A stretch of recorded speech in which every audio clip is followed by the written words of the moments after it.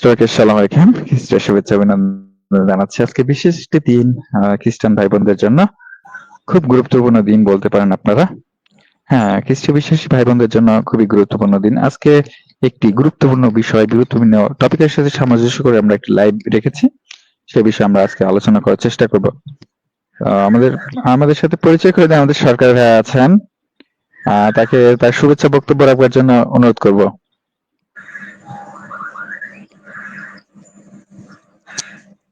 ধন্যবাদ। অনেক আনন্দিত যে যুক্ত হইতে পেরেছি। খ্রিস্টীয় সমস্ত ভাই বোনদের প্রতি প্রেম রইল। আজকে আলোচনার বিষয়টা পরিত্রাণ, মুক্তির মূল্য, এটাই তো মনে হয় না, তাই না? তো এটা একটা ইম্পর্টেন্ট আলোচনা, যেটা অবশ্যই আমাদের জীবনটাকে, যেখানে যে বিষয়ের উপর যেটাকে কেন্দ্র করে আমরা পরিত্রাণের বিষয় বুঝতে পারি, সেটা হলো এটা, যে আমরা কিভাবে মুক্তির মূল্য পেলাম, যে মূল্যটা যিশু আমাদের জন্য দিয়েছেন। এই রক্ত এবং দেহ, এটা আমাদের জন্য উৎসর্গ করেছিলেন। সেই বিনিময়ে আমরা পরিত্রাণের মাধ্যমটা বুঝতে পেরেছি। শর্টকাটেই আমরা এটা বুঝতে পারি। এখানে অন্য কোনো প্রকারে কোনো ধরনের অযৌক্তিক কোনো কিছু নেই। দেহ এবং দেহের মাধ্যমে যে আহ, আহ, প্রাণ, সেটা বা রক্ত দ্বারা আমরা আহ, একটা মানুষকে আমরা বুঝতে পারি। এই রক্ত এবং তার বডির যে অন্যান্য যা কিছু, সেটা রুটি এবং তার আহ, পার্শ্ববর্তী যেটা, এটা হলো দ্রাক্ষারস, সেটা যেমন একটা খাবার, কমপ্লিটলি একটা মানুষের দেহ এবং রক্ত, দুইটা বিষয় কি আমরা পরিত্রাণের একটা উপহার হিসেবে, পরিত্রাণের নিমিত্ত যিশু অবশ্যই, আমাদেরকে অবশ্যই। স্বেচ্ছায় দিয়েছেন। আমরাও সেই অনুপাতে, তার অনুকরণের আমাদের মাধ্যমে পরবর্তী ভাই অবলম্বন। আমাদের আছেন, তার কাছে আমরা চলে যাবো। সরকার ভাই একটু মিট করবেন, হ্যাঁ। জেমস কোয়েস ভাই আছেন। আমাদের ভাই আরো আছেন। আহ এ ভাই কি আপনি শুনতে পাচ্ছেন? হ্যাঁ, হ্যাঁ, হ্যাঁ, ওকে হ্যাঁ, ওকে। শুনতে পাচ্ছি। তাহলে আপনার শুভেচ্ছা বক্তব্য রাখবেন, তারপরে আমাদের জেমস ভাই হ্যাঁ, দিবেন, তারপর আমার মূল আলোচনায় চলে হ্যাঁ, যাবো। ঠিক আছে। আমি ঈশ্বরকে ধন্যবাদ দিয়ে শুরু করতে চাইছি আজকের লাইভ অনুষ্ঠানটি হবে। হ্যাঁ, আজকের ঈশ্বরকে ধন্যবাদ দিই আজকের এই সুন্দর সন্ধ্যায় আমাদেরকে বাঁচিয়ে রাখার জন্য, তার অশেষ দয়া ও করুণা দেওয়ার জন্য। এবং আজকের যে পূর্ণ শুক্রবার, যে গুড ফ্রাইডে উপলক্ষে আজকে আমরা যে আলোচনা সভা যুক্ত হতে যাচ্ছি, আমাদের এই সভাকে যেন ঈশ্বর পরিচালিত করতে সাহায্য করেন, এবং যারা যারা যুক্ত থাকবেন আমাদের লাইফে, তাদের প্রত্যেকের প্রতি যেন ঈশ্বরের অনুগ্রহ দয়া থাকে, এবং যারা যারা শুনবেন, হ্যাঁ, তাদের প্রতি যেন দয়া অনুগ্রহ যেন ঈশ্বরের থাকে। এবং যে পূর্ণ শুক্রবার যে আলোচনা আমরা করতে যাচ্ছি, তার যেন যে মূল যে সারমর্মটা কি, যেন আমরা মানুষের কাছে সঠিকভাবে পৌঁছে দিতে সমর্থ হই, এই বলে আমি আমার বক্তব্য রাখছি। হুম, অসংখ্য ধন্যবাদ আপনাকে। আমাদের জেমস কোয়েস ভাই আছেন, তার কাছে চলে যাব, তার শুভেচ্ছা বক্তব্য রাখবার জন্য।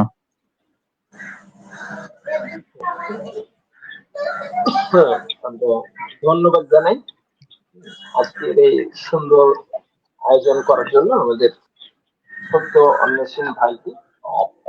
সর্বোপরি আমরা প্রথমত স্মরণ করি প্রভু পরমেশ্বরকে, যে আমাদের জন্য আজকে এই বিশেষ মানব জাতির জন্য এই দিনটা সৃষ্টিকর্তা আমাদেরকে দান করেছিলেন, মানব জাতির মুক্তির জন্য, শয়তানের শৃঙ্খল থেকে মানব জাতির উদ্ধারের জন্য সৃষ্টিকর্তা আমাদের যে মহাপরিকল্পনা, এই নিস্তার পর্বর জন্য, যেটা মুক্তির পর্ব, ইহুদিরা যে সময় পালন করে, যে এটা ঈদুল ফিতর বা আহ, ঈদে ইংরেজি বললে আমরা যেটা বলি যে পাস ওভার, হ্যাঁ, মুক্তির যে ইয়েটা, নিস্তার পর্ব, এই সময়। তো এটা মেষের রক্ত মধ্যে দিয়ে মানুষের পাপের পরিত্রাণ সাধিত হয়। ইহুদিরা যে নিয়মটা পালন করতো ঠিক সেই সময়, সেই সময় মুহূর্তের সময় ছিল পর্বটা, যে ইসরায়েল থেকে মানে মিশর দেশ থেকে ইসরায়েলিদেরকে যে মুক্তির জন্য যে সময়টা ছিল মসির মাধ্যমে সেই নিস্তার পর্বত সময় প্রভু যিশুর ক্রুসিফিকেশনের দিন আমরা এই সুন্দর আহ দিনটা সৃষ্টিকর্তার কাছ থেকে পাওয়ার জন্য আমরা বিশেষভাবে কৃতজ্ঞ এবং ধন্যবাদ জানাই প্রভুকে। আর আমরা এখানে উপস্থিত যারা আছি সবাইকে আমরা শুভেচ্ছা জানাই। আজকে আমাদের দিদি আসছেন নাইমা, তাকেও আমরা স্বাগতম জানাই। আমাদের মাঝে আজকে উপস্থিত আছে সরকার ভাই, তাকেও ধন্যবাদ জানাই। আমাদের ব্রাদার আসছেন, হ্যাঁ, ওয়েস্ট বেঙ্গল থেকে, তাকেও আমরা ধন্যবাদ জানাই। ঠিক আছে, আমাদের অসংখ্য ধন্যবাদ আমাদের জেমস ক্লার ভাইকে তার মূল্যবান বক্তব্য রাখার জন্য। আমরা আপাতত নাইমা সরকারের কাছে চলে যাব তার শুভেচ্ছা বক্তব্য রাখার জন্য। তাকে স্বাগত জানাচ্ছি আমাদের স্টেজে। আপনাকে অসংখ্য ধন্যবাদ আপনার শুভেচ্ছা বক্তব্য রাখার জন্য। থ্যাংক ইউ সো মাচ আমাকে ইনভাইট করার জন্য। সো আমি যারা যারা ক্রিশ্চিয়ানিটিতে আছেন বা যারা যারা ক্রিশ্চিয়ানিটি ধর্মে নাই, আমি সবাইকে অনেক অনেক প্রাণ ঢালা শুভেচ্ছা জানাই জিসাস ক্রাইস্টের পক্ষ থেকে। আর আজকের দিনটা যেহেতু অনেক অনেক গুরুত্বপূর্ণ একটা দিন, হ্যাঁ, যে জিসাসের ক্রুসিফিকেশনের একটা দিন, যে দিনটা আসলে আমরা বাইবেল পড়ে আমরা জানি যে যে দিনটা না আসলে আমরা আসলে যে নাজাতের যে পথটা আমরা জানতাম না, তো সেটা নিয়ে আমাদেরকে জানতে হবে এবং এটা যেন আমরা মানে মিসইউজ না করি, হ্যাঁ, মানে এটা যেন আমরা ভুলভাবে দিনটাকে ব্যবহার না করি, সেটা সম্পর্কে কিন্তু আমাদের সতর্ক করতে হবে। স্পেশালি আমি বলবো যে যারা যারা নতুন ক্রিশ্চিয়ান হবে তাদেরকে কিন্তু একদম আরো সুন্দর করে তাদের যে ব্রেনটা সুন্দর করে ডেভেলপ করতে হবে। এই দিনের তাৎপর্য কি, এই দিনটা আসলে কি, আমাদেরকে কিভাবে দিনটা আসলে উদযাপন করা উচিত। ইটস নট উৎসব, এটা তো কোনো উৎসবের কোনো দিন না, হ্যাঁ, এটা খুব সিরিয়াস একটা ম্যাটার আমাদের সবার জন্য। তো সেটা আমরা মনে করি আমরা যদি প্রপারলি ইউজ করতে পারি, প্রপার গাইডেন্স আমরা পাই, তাহলে আমরা মনে করবো যে ক্রিশ্চিয়ানিটি বাংলাদেশ কেন বিশ্বের সব জায়গাতে আসলে স্প্রেড আউট করবে। ওকে, এইটুকু ছিল। অসংখ্য ধন্যবাদ তাকে, আপনাকে আপনার মূল্যবান বক্তব্য রাখার জন্য। তা আসুন, হ্যাঁ আমি কি অফ করে দিব? হ্যাঁ, আপনার যদি বলা হয়ে যায় তাহলে বলতে পারেন। আমরা মূল আলোচনায় যাবো যেহেতু বললাম। আপনারা তো কেউ না, ক্যামেরা অন ক্যামেরা থাকলে সমস্যা নেই, ক্যামেরা থাকলে না না, সমস্যা নেই। আমরা ক্যামেরা অন করি না। আপনি ইচ্ছা আপনি যদি রাখতে পারেন, না হলে সমস্যা করেন, এখন সমস্যা হবে না। আপনার প্রাইভেসির জন্য আপনি এটা করতে পারেন। ওকে, ওকে ঠিক আছে। রাখেন, ওকে, সকলকে সালাম জানিয়ে আজকে আমি মূল আলোচনা। আপনি কিছু বলছেন? না না না, আপনি চালাই যান। হ্যাঁ, দিদিকে বললাম যে ক্যামেরাটা অন ওকে, থাক, ঠিক আছে। সমস্যা নেই। প্রথমত আমি ধন্যবাদ জানাই, শালোম আলাইকুম, খ্রিস্টের শুভেচ্ছা অভিনন্দন আমাদের ভাই বোন যারা আছেন সকলকে সালাম জানিয়ে আজকে আমি আমার লাইভটি শুরু করতে যাচ্ছি। একটি আজকে মূল গুরুত্বপূর্ণ বিষয়, যেহেতু আমরা আজকে পুনরুত্থানের মধ্যে দিয়ে পূর্ণ সপ্তাহের মধ্যে দিয়ে যাচ্ছি, এর জন্য আমি আজকে আমাদের পূর্ণ সপ্তাহের মধ্যে একটি হচ্ছে পূর্ণ শুক্রবার, হ্যাঁ, এই সম্পর্কে আজকে আমাদের আলোচনা। আপনারা এতক্ষণ শুনলেন আমাদের উপস্থিত অতিথিবৃন্দ, তাদের হচ্ছে শুভেচ্ছা বক্তব্য। আমার সম্পর্কে আপনারা জানেন, তেমন আর বলার কিছু রাখছি না।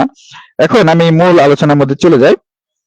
আসুন, সকলকে শুভেচ্ছা জানিয়ে পূর্ণ শুক্রবার অর্থাৎ হচ্ছে শুভ শুক্রবার হচ্ছে গিয়ে একটি পূর্ণ শুক্রবারের একটা অঙ্গ, বা আজকের মূল এই দিনটি হচ্ছে কি আমরা স্মরণ করি কেন?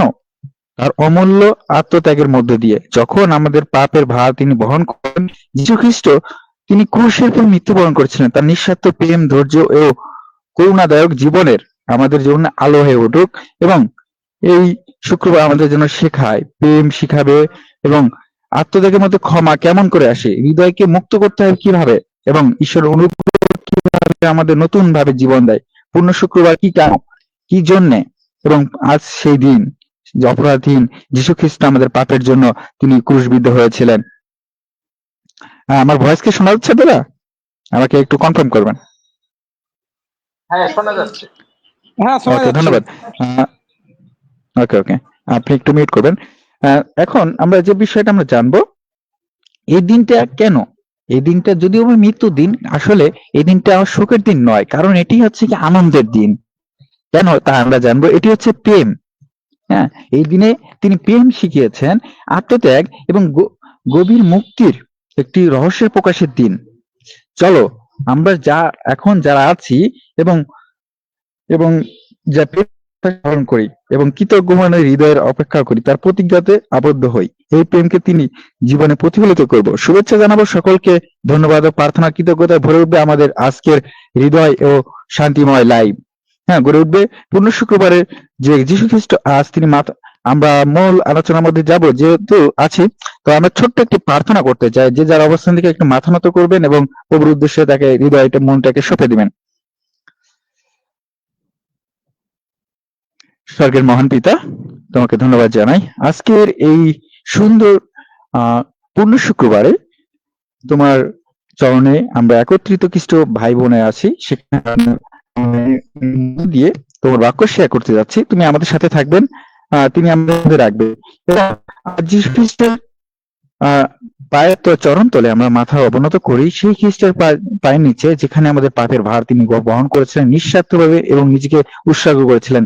তার যন্ত্রণা মুক্তি এবং তাদের রক্ত আমাদের পরিত্রাণ। তোমার মৃত্যু আমাদের জীবনের স্বর্গের দ্বার এবং জীবনের মূল্য দিয়েছে। হে প্রেমময় উদ্ধারকর্তা, আমাদের হৃদয়কে তুমি বিনম্র করো, আমাদের জীবন এবং তোমার আত্মত্যাগের প্রতিফলন ঘটাও, যেন আমরা প্রেম ও করুণা অন্যদের মধ্যে ছড়িয়ে দিতে পারি। এই পবিত্র দিনে যেন আমার পাপের ভার তুমি বহন করেছো, তেমনি আমাকে নতুন পথে চলার শক্তি দাও এবং আমাকে বিশ্বাস দৃঢ় করো এবং তোমার মহিমার জন্য আমাকে প্রস্তুত করো। এবং এই ছোট্ট প্রার্থনা আগতি বিষয়গুলো তোমার জন্য রাখছি, আমেন। আসলে যে বিষয়টা আছে এখন, পূর্ণ শুক্রবার কেন, কি বিষয়, সেই সম্পর্কে আমরা একটু আলোচনা করব। একটু দেখবেন যে আমরা যদি একটু ফলো করি বাইবেলে যে হয়েছে, আমরা যিশায় হচ্ছে গিয়ে 53 অধ্যায় 3 পদ অনুসারে যদি আমরা এই বিষয়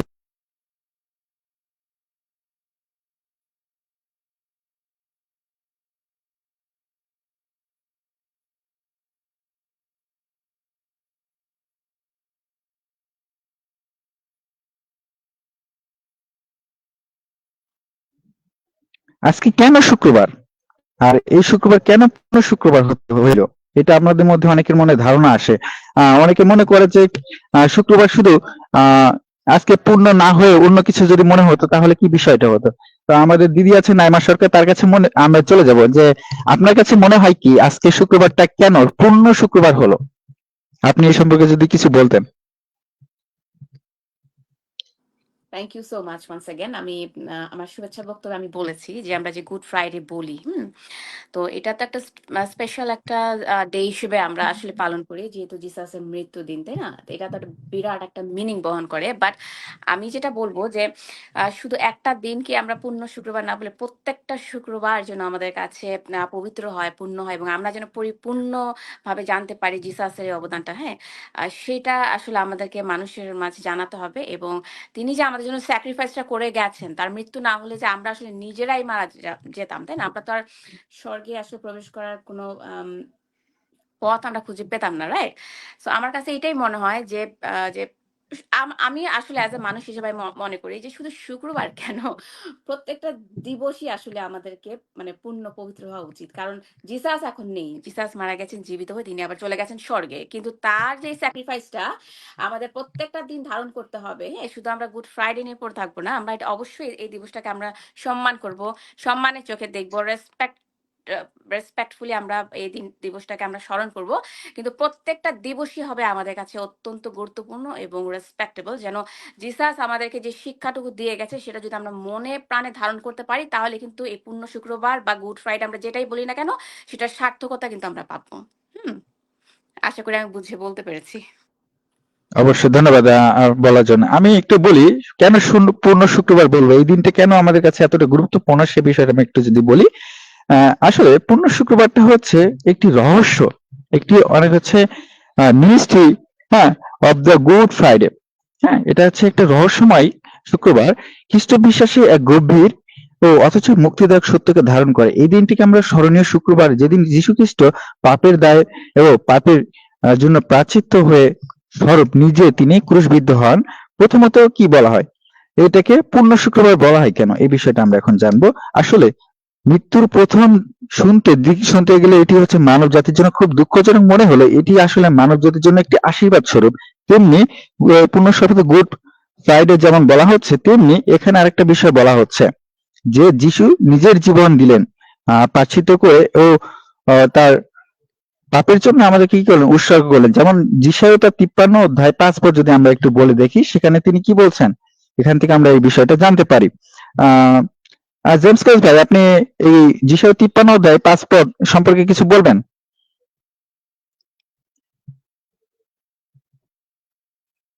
জেমস ক্লাস ভাই, আপনি শুনতে পাচ্ছেন? আর যদি আপনার বাইবেল পান, বাইবেল দেখুন যিশাইও তার 53 অধ্যায় 5 পদ, হ্যাঁ? দেখবেন একটু। হ্যালো? স্ক্রিন শেয়ার করা যায় না? তাহলে সবাই দেখতে পারতো। স্ক্রিনটা শেয়ার করা যায়, কিন্তু আপনি চাইলে শেয়ার করতে পারেন। আমার এখান থেকে একটু শেয়ার করার অপশন রাখি না আজকে। আপনি চাইলে শেয়ার করতে পারেন। না, আমি শেয়ার আসলে করা যাবে। আপনি যদি আমিও পারবো না, কারণ আমি আর 2 মিনিট আছি, তারপর আমি চলে যাব। ওকে, ওকে। ওকে, ঠিক আছে। তো আমি যে বিষয়টা বলি, জেমস ক্লাস ভাই, আপনি শুনতে পাচ্ছেন? হ্যাঁ হ্যাঁ, আমি হ্যাঁ, লাইনে শুনতে পাচ্ছি। আপনি বলছেন যে যিশাইও 53 অধ্যায় 5 53 পদ, এখানে আমরা যেটা, হ্যাঁ 5 পদ, এটা আমরা ভবিষ্যৎবাণী অনুযায়ী আমরা যেটা পাচ্ছি, তিনি আমাদের পাপের জন্য বিদ্ধ হলেন। হ্যাঁ, মানে কোথায় বিদ্ধ হলেন? ক্রুশে বিদ্ধ হলেন, যেটা প্রভু যীশু খ্রিস্ট আগমনের অনেক অনেক বহু বছর পূর্বে এটা, হ্যাঁ, কয়েকশো বছর অবশ্যই এটা, তার সেই সময় এটা আহ ভবিষ্যৎবাণী করা হয়েছে যে মানুষের পাপের জন্য তিনি এই যে ক্রুশে বলীকৃত মেষ হলেন। আর এই যে আমরা যে এই যে বিশ্ব যে খ্রিস্টান সমাজ এই আজকের এই বিশেষ দিনটাকে সারা বিশ্বে এই নিস্তার পর্ব বা পাসোভার এটা পালন করছে।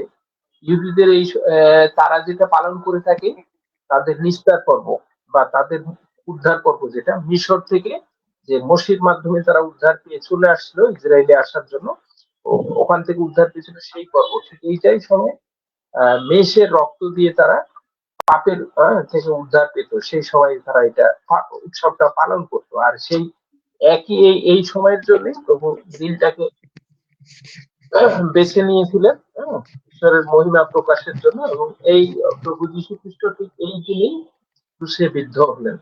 হ্যাঁ, মানে এমন ভাবে অলৌকিক ভাবে সেই দিনটায় একদম পরিকল্পনা করে, সৃষ্টিকর্তার পরিকল্পনা অনুযায়ী প্রভু যীশু খ্রিস্ট ঈশ্বরের বলিকৃত মেষ হলো। এই আমরা যদি দেখি যিশাইও 53 অধ্যায় 5 পদ এখানে। ধন্যবাদ। আলোচনা আরো বেশি আছে, হয়তো আরো কিছু আছে, আমি অতিরিক্ত বলতে গেলে আরো অনেকের অপশন চলে যাবে, সামনে আগান।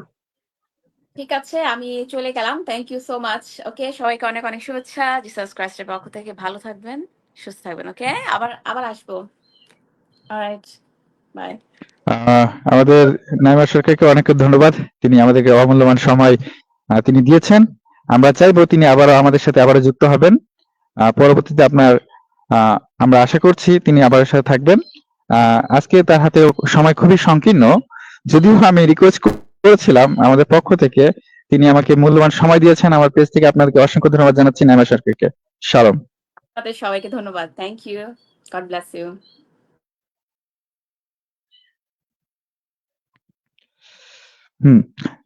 আমি যে বিষয় বলছিলাম যে যিশাইও 53 অনুসারে সেখানে তিনি আমাদেরকে শাস্তিজনক বার্তার উপরে কি করলেন? তিনি নিজ কাঁধে তুলে লইলেন, হ্যাঁ, এবং তিনি সবকিছুর উপরে কিন্তু শান্তি বহাইলেন। এই শান্তি আমাদের জন্য কি করলেন? চিরজীবন রেখে গেলেন। তারপরে আমরা দেখি তার মৃত্যুর মাধ্যমে আমাদের পাপ মুক্তি ও হচ্ছে গিয়ে চিরজীবনের প্রতিশ্রুতি পাই। চিরজীবনের প্রতিশ্রুতির কথা পেয়েছি আমরা। তার মৃত্যুর মধ্যে দিয়ে যে প্রতিশ্রুতি, তিনি জীবন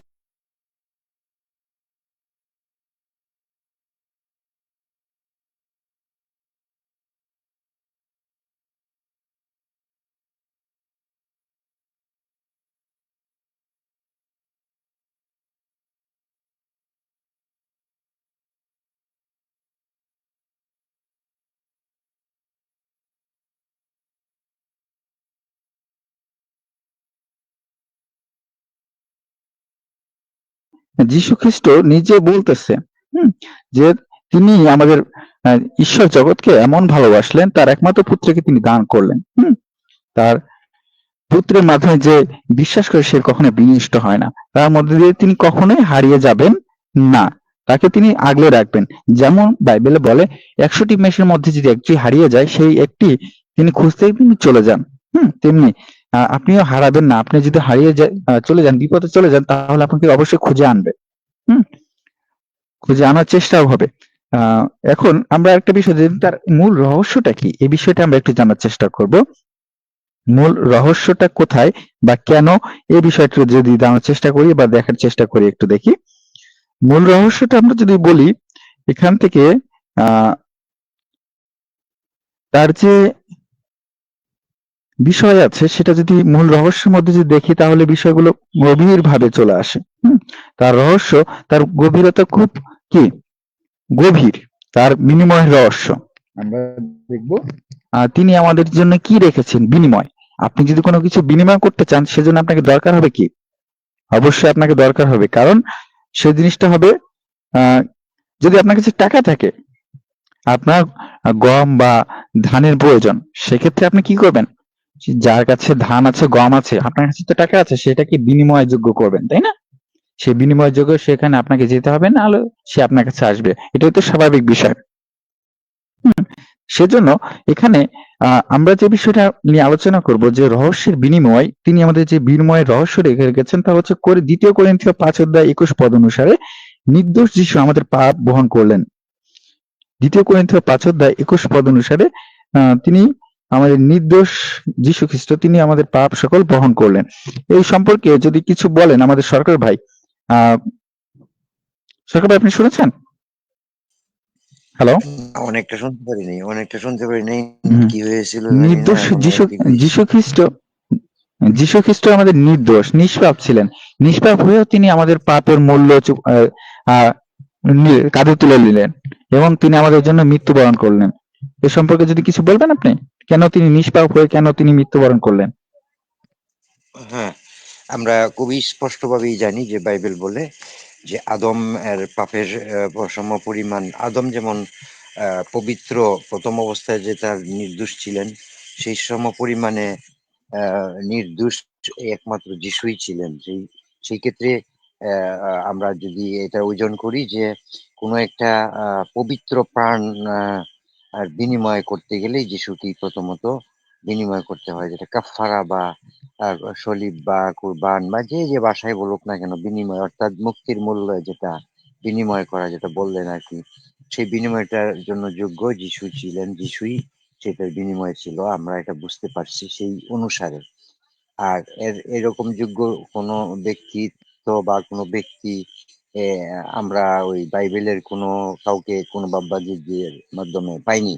যিশুর ব্যক্তিত্বটাই অন্যরকম। কারণ আমি এটুকু বলতে পারবো, যে কোনো মানুষ যদি শেষের পরিত্রাণের বিষয়টা ভালোভাবে চিন্তা করে বুঝতে চেষ্টা করে, তাহলে ওই নতুন নিয়মটা একটু চর্চা করলেই এই মানুষটা পরিত্রাণের ব্যাপারটা বুঝতে পারবে, বাইবেলটাকে বুঝতে পারবে। অন্যথবা মানুষ মনে করে যে এই যে বাইবেলের আগের লেখাগুলাকে নিয়ে বিভিন্ন রকমের কথাবার্তা বলে, ওইগুলা কিন্তু আসলে অবশ্যই, এই অবশ্যই। নতুন কন্ট্রাডিকশন তৈরি করে। মুক্তির মূল্যের ব্যাখ্যা বিশ্লেষণ গুলা অনেক জটিল।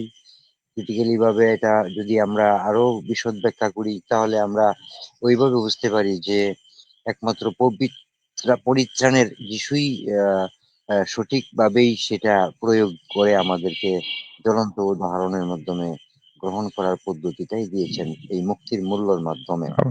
এটাতে কোনো প্রকার অবশ্যই, অন্য অবশ্যই। কোনো নেই। হ্যাঁ, ধন্যবাদ। ওকে।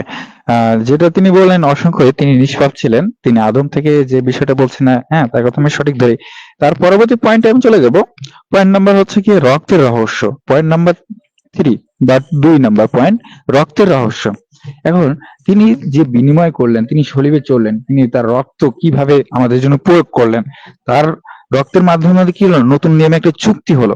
সেই চুক্তিটা কি, সে বিষয়টা যদি মথি তার 26 অধ্যায় 28 পদ যদি আমরা দেখি, সেই অনুসারে তার রক্তের মধ্য দিয়ে একটা নতুন চুক্তি প্রতিষ্ঠিত হইল। হ্যাঁ, তার রক্তের দ্বারা নতুন একটি চুক্তি প্রতিষ্ঠিত হয়েছে। সেই রক্তের বিনিময় তিনি এক্সচেঞ্জ করেছেন, সেই রক্ত আমাদের কি মূল্য দিয়ে কিনে নিয়েছেন, সেই বহুমূল্য রক্তের মাধ্যমে। তারপরে আমরা দেখব ক্রুশের শক্তি। যে ক্রুশ লজ্জার প্রতীক ছিল, সেই ক্রুশ হয়ে উঠলো হচ্ছে প্রতীক। সেটা কি? বিজয়ের প্রতীক হয়ে উঠলো, তাই না? যে ক্রুশ কিনা ছিল নীরবতার প্রতীক, বলতে লজ্জার প্রতীক, ঘৃণার প্রতীক, সেটাই হচ্ছে বিজয়ের প্রতীক। এটা আত্মসম্মান বোধের একটা প্রতীক, সেটা সম্মানজনক একটা প্রতীক। আমি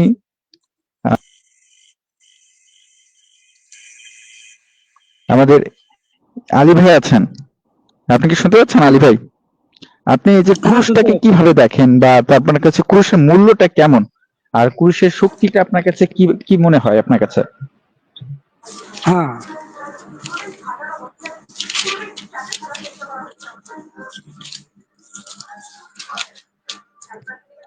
আপনি কি শুনতে পাচ্ছেন? হ্যাঁ, হ্যাঁ, শুনতে পাচ্ছি। হুম, আপনার কাছে ক্রুশের মূল্য বা ক্রুশের যে শক্তি, পাওয়ার অফ ক্রসেস, হ্যাঁ, এই সম্পর্কে আপনার ধারণা কি, আপনার ব্যক্তিগত মতামতটা কি? আমি জানতে চাচ্ছিলাম যে মথি 26 অধ্যায় 28 পদ অনুসারে তিনি এখানে নতুন একটা চুক্তি করছেন, যেটা কি ছিল ক্রুশের মধ্যে দিয়ে, তাই না? হুম, সরি, এটা আহ, মথি না, এটা তো বললাম। পরবর্তী ক্রুশের শক্তি যে লজ্জার প্রতীক ছিল ক্রুশটা, সেই হুম। পরবর্তী ক্রুশটার বিজয়ের প্রতীক এবং হচ্ছে সম্মানের প্রতীক হয়ে উঠলো। এখানে আপনার কি মতামত? হ্যাঁ, এখানে যদি আমরা গালাতীয় পুস্তক যদি 3 অধ্যায় দেখি, 3 অধ্যায় 13 পদে, হ্যাঁ, সেখানে এইভাবে লেখা আছে যে যাকে গাছে টাঙানো হয় সে বদদোয়া প্রাপ্ত বা সে অভিশপ্ত। তো এখানে প্রভু যীশু খ্রিস্ট কি করছেন আমাদের জন্য, তিনি নিজের উপরে সমস্ত অভিশাপটাকে নিয়ে নিলেন। কিরকম অভিশাপ? না, যে শাস্ত্র, যেমন ধরুন বিশ্রাম দিন বা দশমাংশ বা আরো যে সমস্ত বিধি ব্যবস্থাগুলো ছিল, যেগুলো ইহুদি জাতিদের কাছে দেওয়া হয়েছিল, হ্যাঁ, এবং তারা নিখুঁতভাবে পালন করত, এবং যারা পালন করতে পারবে না তাদের উপরে এই অভিশাপটা কিন্তু থাকতো। যেমন ধরুন আমরা এখন পৃথিবীর বিভিন্ন দেশে খ্রিস্ট বিশ্বাসীরা রয়েছি, হ্যাঁ, তো আমরা তো এখন জেরুজালেমে গিয়ে আর আরাধনা করতে পারবো না, বা সেই সমস্ত শাস্ত্রের মধ্যে যে সমস্ত বিধি সম্মত গুলো দেওয়া রয়েছে সেগুলো আমাদের পক্ষে পালন করা সম্ভবপর নয়। তো সেই জন্য ঈশ্বর কি করলেন, আমাদেরকে এই বোঝা থেকে মুক্ত করার জন্য তার নিজের পুত্রকে মানব রূপ দিয়ে এই পৃথিবীতে পাঠিয়ে দিলেন। এবং তিনি যে সমস্ত অভিশাপগুলো রয়েছে, মানে শরীয়ত অমান্য করবার দরুন যে অভিশাপগুলো আমাদের মানব জাতির মধ্যে রয়েছে, তিনি সেগুলো নিজের মধ্যে নিয়ে নিলেন। আর ক্রুশ হচ্ছে সেটার চিহ্ন, যে আমাদের যে শাস্তি পাওয়ার যে কথাটা ছিল শরীয়ত অমান্য করবার দরুন, সেই অভিশাপটা তিনি ক্রুশের মধ্যে নিজের উপর নিলেন। যদিও তার মধ্যে কোনো গুনাহ ছিল না, তিনি সম্পূর্ণরূপে নিষ্পাপ ছিলেন। তো এইখানে আমরা এই জিনিসটা দেখতে পারি। এটা হচ্ছে গালাতীয়র 3 অধ্যায়ের 13 নম্বর পদে। এবং এই ক্রুশটা হচ্ছে আরেকটা চিহ্ন, যেটা ঈশ্বর অব্রাহামের কাছে প্রতিজ্ঞা করেছিলেন যে তোমার মধ্য দিয়ে সমস্ত জাতি, সমস্ত পৃথিবীর মানুষ আশীর্বাদ পাবে। হ্যাঁ, তো সেই আশীর্বাদটা আমাদের, যারা আমরা অজিহুদি, মানে জিহুদি নয়, আমাদের কাছে পাওয়াটা অসম্ভব ছিল। তো সেই ক্ষেত্রে যীশু খ্রিস্ট কি করলেন, সেই পর্দাটাকে তিনি দূর করে দিলেন, এবং সমস্ত জাতি, সে যে দেশেরই হোক, আমেরিকা, ভারতবর্ষ, ব্রিটেন, বাংলাদেশ, পাকিস্তান, পৃথিবীর যে কোনো দেশে যে মানুষই হোক, শুধু তাদের মধ্যে যে বিশ্বাসটা রয়েছে, এই বিশ্বাস যদি তারা, যেমন রোমীয় পুস্তকে বলছে যে তুমি যদি মুখে যিশুকে প্রভু বলে স্বীকার করো এবং হৃদয়ে বিশ্বাস করো যে ঈশ্বর তাকে মৃতগণের মধ্যে থেকে পুনরুত্থিত করেছেন, তাহলে তুমি পরিত্রাণ পাবে। তো সেরকম আমরা যদি ঈশ্বরের সেই আশীর্বাদ ইব্রাহিমের মধ্যে দিয়ে যেটা তিনি সমস্ত জাতিকে দিয়েছেন, সেটা আমাদের জন্য ওয়েট করছি, হ্যাঁ, যে আমরা হাত বাড়ালে আশীর্বাদটা পেতে পারি, সেটা হচ্ছে প্রভু যিশুর ক্রুশে মৃত্যুর আমাদের সেই আশীর্বাদের রাস্তাটা খুলে দিয়েছে। এবং এই আশীর্বাদটা পাওয়া আমাদের কাছে এতটাই সহজ হয়েছে, শুধু আমরা যদি বিশ্বাস করি শাস্ত্র মতে যে প্রভু যীশু খ্রিস্ট আমাদের পাপের জন্য ক্রুশের মধ্যে নিজের জীবন উৎসর্গ করেছেন এবং 3 দিন পরে ঈশ্বর তাকে আবার পুনরুত্থিত করেছেন। ব্যাস, শুধু এই বিশ্বাসের দ্বারাই আমরা ঈশ্বরের সেই মহান প্রতিজ্ঞা বা আশীর্বাদ ইব্রাহিমের মধ্যে আমরা পাচ্ছি। তো এই ক্রুশের শক্তিকে এবং এই ক্রুশের সত্যতাকে মানব জাতির কাছ থেকে লুকানোর জন্য আমাদের যে প্রতিপক্ষ দিয়াবল বা ইবলিশ শয়তান অনেক রকম ভাবে প্রচেষ্টা করছে, নানা রকম ধর্মগ্রন্থকে ব্যবহার করছে যে যীশু খ্রিস্ট নাকি ক্রুশের মধ্যে মারা যাননি। হ্যাঁ, শয়তান তো চায় আমি তো নরকে যাচ্ছি, এবং অনেক মানুষকে নিয়েও গেছে, এবং ও কেয়ামত পর্যন্ত এই প্রচেষ্টা চালিয়ে যাবে যে মানুষ যেন এই ক্রুশের মৃত্যুর সত্যটাকে জানতে না পারে। কেননা এই ক্রুশটাই হচ্ছে এমন একটা শক্তি যার দ্বারা মানুষ অনন্ত জীবন পেতে পারে। আপনি চিন্তা করেন, আমরা নাজাত পাওয়ার জন্য কি না কি করি, দিনে 5 বার নামাজ পড়ছি, পশু বলি দিচ্ছি, লক্ষ লক্ষ কোটি কোটি টাকা হজ করে টাকা ব্যয় করে হজ করতে যাচ্ছি, আরো নানা রকম বিধিনিষেধ পালন করছি, কিন্তু এর কোনো নিশ্চয়তা নেই যে আমি স্বর্গে যেতে পারবো কিনা। কিন্তু হ্যাঁ, প্রভু যীশু খ্রিস্টের ক্রুশের শক্তি এমনই, আমরা শুধু বিশ্বাসের দ্বারা, হ্যাঁ আমি আবার বলি জাস্ট বিশ্বাসের দ্বারা আমরা সেই স্বর্গীয় রাজ্য পেতে পারি।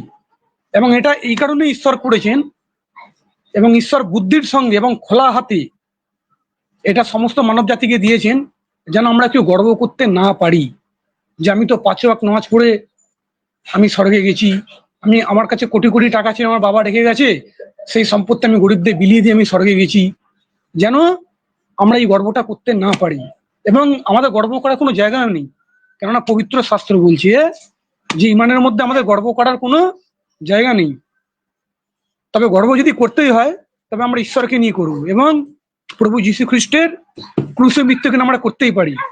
তো আজকে আমরা এই যে পূর্ণ শুক্রবার, হ্যাঁ এটা কিন্তু সবার কাছে পূর্ণ শুক্রবার নয়, অনেকের কাছে কিন্তু এটা খারাপ শুক্রবার বলে বিবেচিত হতে পারে, যারা যীশু খ্রিস্টের মধ্যে বিশ্বাসী নন বা বাইরে নন।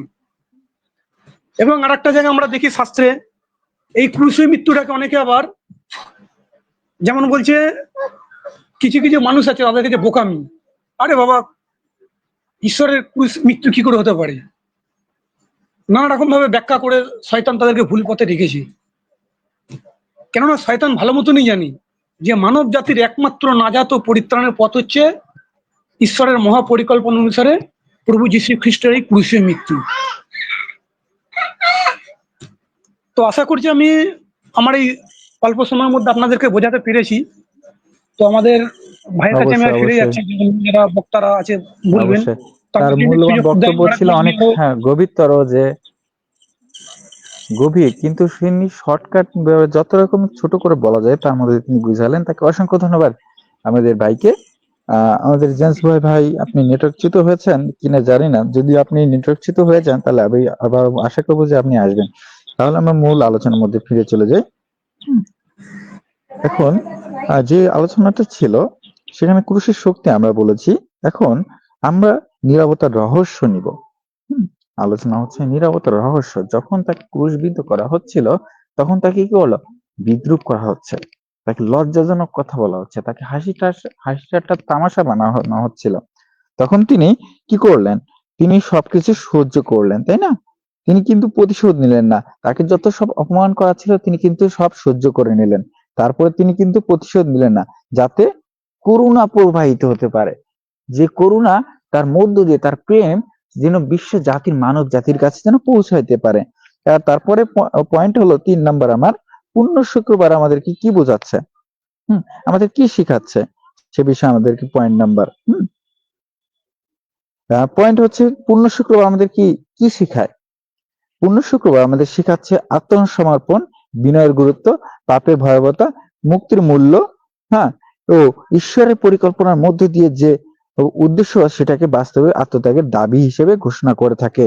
কারণ কি, যখন অর্থাৎ কালকে চলে গেছে, হ্যাঁ 17 এপ্রিল, তিনি সন্ধ্যাকালীন সময়ে তখন কি রোমান সম্রাট সৈন্যরা তাকে কি করলে, গেতসেমানি বাগান থেকে তাকে ধরে নিয়ে আসলেন, এনে তাকে কি করলেন, হ্যাঁ তার আগে তিনি গেতসেমানি বাগানে তারা ধরবার আগে তিনি বলছিলেন, প্রার্থনা করেছিলেন, হে প্রভু তোমার ইচ্ছা পিতা, যদি তোমার ইচ্ছাতে হয় তুমি আমাকে কি করো, এই দুঃখের পেল আমার থেকে সরিয়ে নাও। তিনি প্রার্থনা করলেন, প্রার্থনার পরে তিনি তার মধ্যে দিয়ে বাস্তবতা কি করলেন, তিনি তাকে প্রস্তুত করলেন সেই প্রার্থনার মধ্য দিয়ে তাকে কি করলেন, তার রাস্তাতে এগিয়ে নিয়ে গেলেন। তার মৃত্যু জেনেও তিনি কিন্তু ওই জায়গা থেকে তিনি এক পাও পিছু সরেননি, বরং ওই মৃত্যুর জায়গাতে তিনি অটুট ভাবে দাঁড়িয়েছিলেন। যখন সেনারা ধরতে আসলো তিনি তখন অস্বীকার করলেন, বললেন না যে বারবার বলছে এখানে যীশু খ্রিস্ট কি, সেই মসিহ কে? তখন তিনি বারবার উত্তরে বললেন, আমি সেই মসিহ।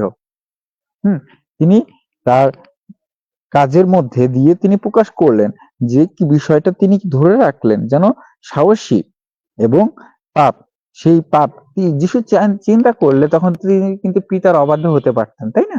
তিনি তার মধ্যে অবাধ্য হননি, বরং সে বিষয়টা তিনি তুলে ধরেছেন এবং পাপের ভয়াবহ তিনি সম্পর্কে জানতেন এবং মুক্তির মূল্য সম্পর্কে জানতেন। তিনি তার মধ্যে তার যে আত্মত্যাগের মধ্য দিয়ে সারা বিশ্ব মানব জাতি কি করে একটা নাজাত পাবে সে বিষয়টাও তিনি জানতেন।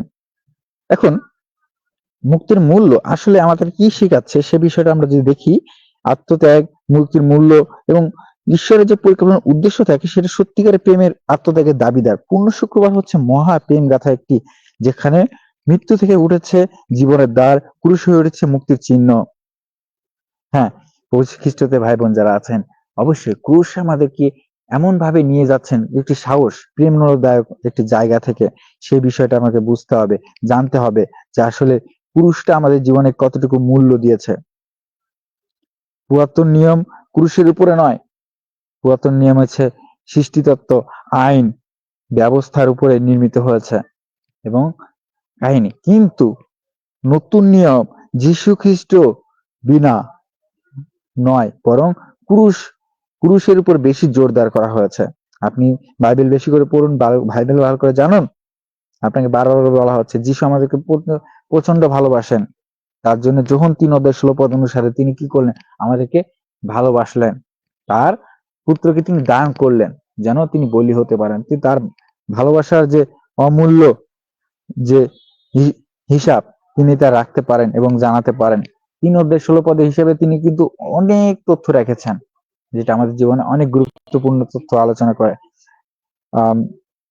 ঠিক আছে, আমি আমার বক্তব্য আজকে এই পর্যন্ত শেষ করছি। আমি জেমস ভাইয়ের কাছে যাব তার মূল্যবান বক্তব্য রাখবার জন্য। আজকের এই দিন সম্পর্কে আপনার কি মতামত, আর মন্দিরের যে যে পর্দা ছিঁড়ে গেছিল এই সম্পর্কে যদি আপনি কিছু বলতেন। ধন্যবাদ সত্য অন্বেষী ভাইকে এবং এখানে উপস্থিত যারা আছে সবাইকে আমাদের শুভেচ্ছা। আমাদের সরকার ভাই আছে, আমাদের আজকে সিনিয়র ভাই, আর এছাড়া আমাদের অতিথি ভাই আছে, আমাদের ভাই এ, উনি পার্শ্ববর্তী দেশ থেকে আমাদের সঙ্গে যুক্ত আছেন। আজকে আমাদের সঙ্গে ছিলেন সরকার নাইনা আবার বিশেষ অতিথি হয়ে অল্প সময়ের জন্য। তো আমরা আসলে মূল বিষয়ে চলে যাই,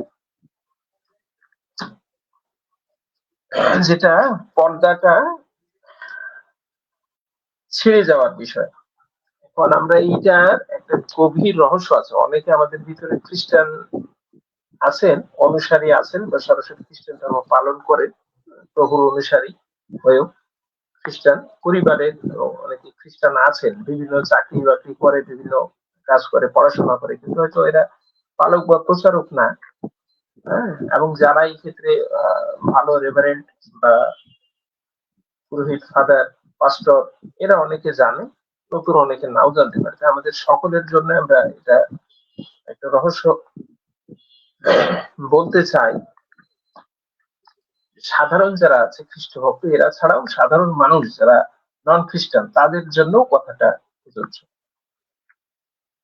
পূর্বে নিয়মে আমরা এই যে পাপের ক্ষমার জন্য একটা নিয়ম ছিল, এই যখন এই মন্দিরটা তৈরি করা হয়েছে বিশেষভাবে, ইহুদিদের এই মন্দির যে মিশর থেকে বের হয়ে আসার পরে যেটা তৈরি করা হয়েছিল, মসির সময় থেকে, যে বিশেষ একটা স্থান, যে পবিত্র স্থান আর একটা মহাপবিত্র স্থান।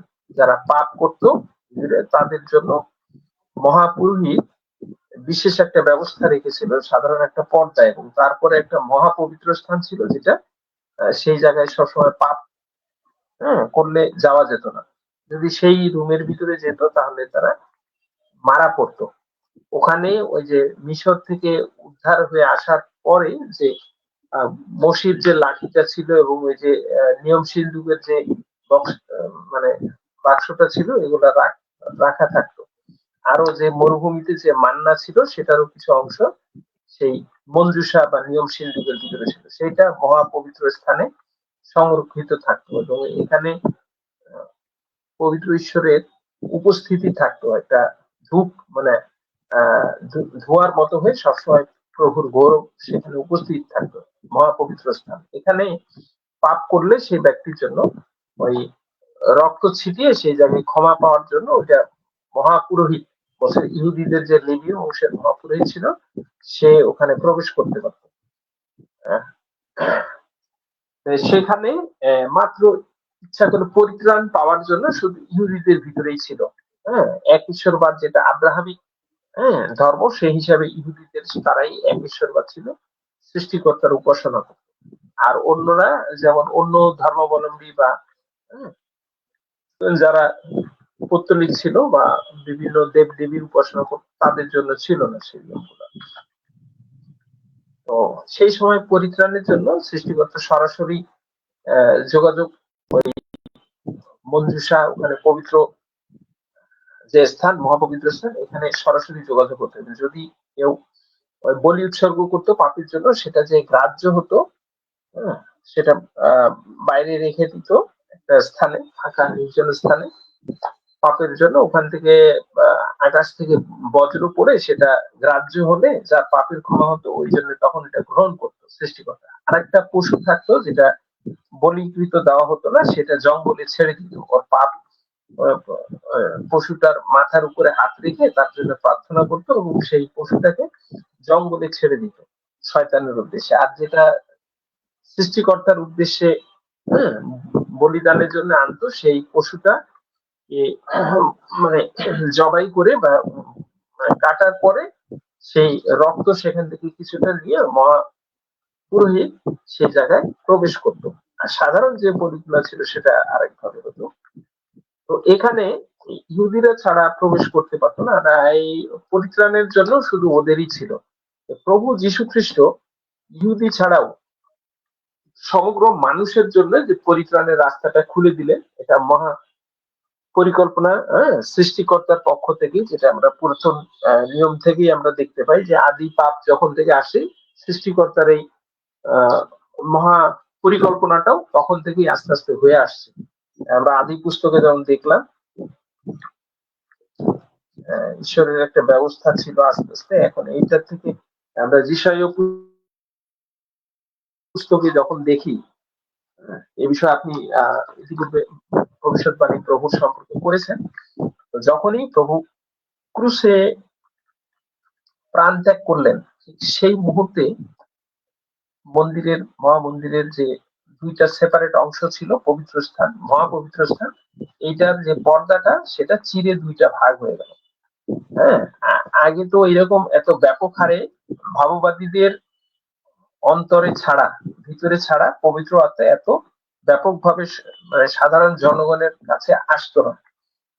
হ্যাঁ, আগের নিয়মটা ভিন্ন ছিল, কিন্তু পরবর্তীতে প্রভু যীশু খ্রিস্টর সেই মৃত্যুবরণের মধ্যে দিয়ে সমগ্র মানব জাতির ভিতরে এই ইসরায়েলীয়রা ছাড়াও সমগ্র মানব জাতির জন্য এটা ওপেন করে দিলেন।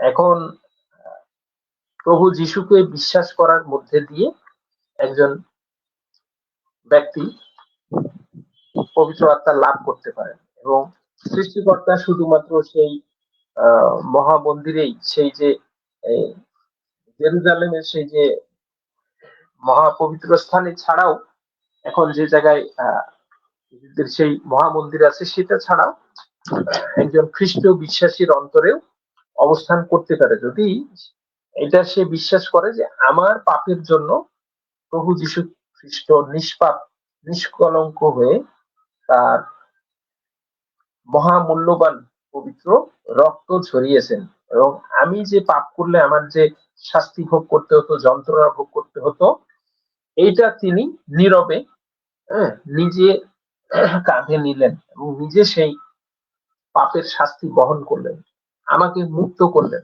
আমি যে মারা যাওয়ার পরে আমার যে শাস্তি হতো, আমি যে নরকে যেতাম, সেটার থেকে আমাকে সেই পবিত্র রক্ত, মহামূল্যবান রক্ত দিয়ে আমাকে কিনে নিলেন। আমি যদি মাত্র শুধু বিশ্বাস করি, তাহলে আমি পরিত্রাণ পাবো। এখন এইটার পরে এই যে মহাপবিত্র স্থানে ঢোকার যে ব্যবস্থা ছিল, এটা অনেক কঠিন ছিল। অনেক সেই যাজকদেরকেও একটা পায়ে তাদেরকে রশি দিয়ে ওখানে পাঠানো হতো। যদি একটা নির্দিষ্ট সময়ের ভিতরে সে যাজকটা না আসতো মহাপবিত্র স্থান থেকে, মহাপুরোহিত, তাহলে তাকে দড়ি দিয়ে টানতো। তারা মনে করতো যে যাজকের অন্তরের ভিতরে পাপ আছে, তাহলে সে ওখানে যাওয়ার সঙ্গে সঙ্গে মারা গেছে। এতই মানে জায়গাটা পবিত্র ছিল।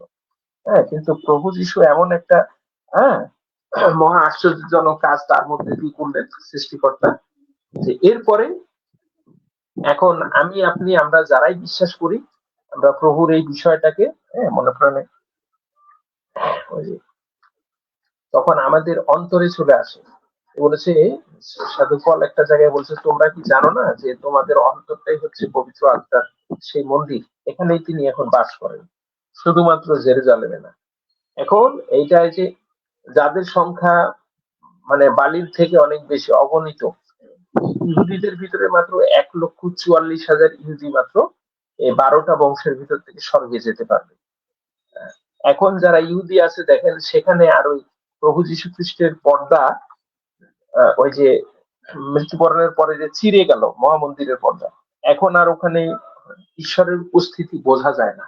হ্যাঁ, অনেক চেষ্টা করছে ইহুদিদের ভিতরে, কিন্তু এখন আর ওই তাদের মাঝে বলিদান করলে, পশু বলি দিলে, এখন আর মেষ বলি দিলেও বা বাছুর বলি দিলেও ওইভাবে স্বর্গ থেকে আকাশ থেকে বজ্র এসে পুড়িয়ে আর দেয় না। ওই নিয়মটা বন্ধ করে দিয়েছে ঈশ্বরের তরফ থেকে।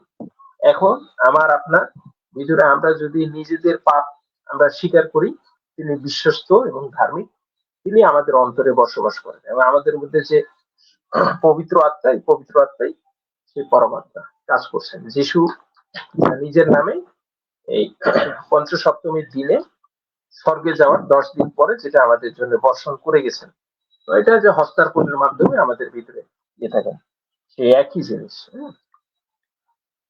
আমাদের আজকের এই দিনটা মানব জাতির জন্য অনেক অনেক আনন্দের দিন, যদিও সেটা সেই সময়ের জন্য অনেক দুঃখের একটা দিন ছিল, কিন্তু আমাদের উদ্ধারের জন্য, মানব জাতিকে উদ্ধারের জন্য আমাদের সৃষ্টিকর্তার থেকে আমাদের একটা পরম গিফট আমরা বলতে পারি। তা মানুষ হিসাবে, আমাদের স্বাভাবিক মানুষ হিসেবে, এটা আমাদের নিজেদের দুঃখ অনুশোচনার জন্য আমরা এটা কষ্ট স্বীকার করতে পারি, কিন্তু এক অর্থে আমরা যে যে মিথ্যা কথা বলেছি বা আমরা যা যা আদি পাপ আমরা যেভাবে করে গেছি, আদম পাপ করেছে, আদম হওয়া পাপ করেছে, সেটা তার মধ্যে সীমাবদ্ধ। হয়তো অনেকে মনে করি আমরা তাদের পাপে আমরা পাপি, কিন্তু আমরাও ছোট থেকে বড় হয়ে গেলে এই পৃথিবীতে, জগতে যে দেয়াবল বা শয়তান বা লুসিফার, সে হ্যাঁ আমাদেরকে পবিত্র থাকতে দেয় না। কিন্তু এই যে শয়তানের সেই জাল থেকে ছিন্ন করে খ্রিস্ট আমাদের জন্য ক্রুশে নিজের বলি হলেন, নিজেকে দান করলেন। এটা ঈশ্বরের মহাপরিকল্পনা, এবং এই পর্দাটা এইভাবে ছিঁড়ে ভাগ করে দিলেন শুধুমাত্র জেরুজালেমে না, সমগ্র পৃথিবীতে সমস্ত জাতির জন্য উন্মুক্ত করে দিলেন মুক্তির সেই সময়টা। ধন্যবাদ আপনাদের সকলকে, সঙ্গে থাকেন। সত্যান্বেষী ভাই।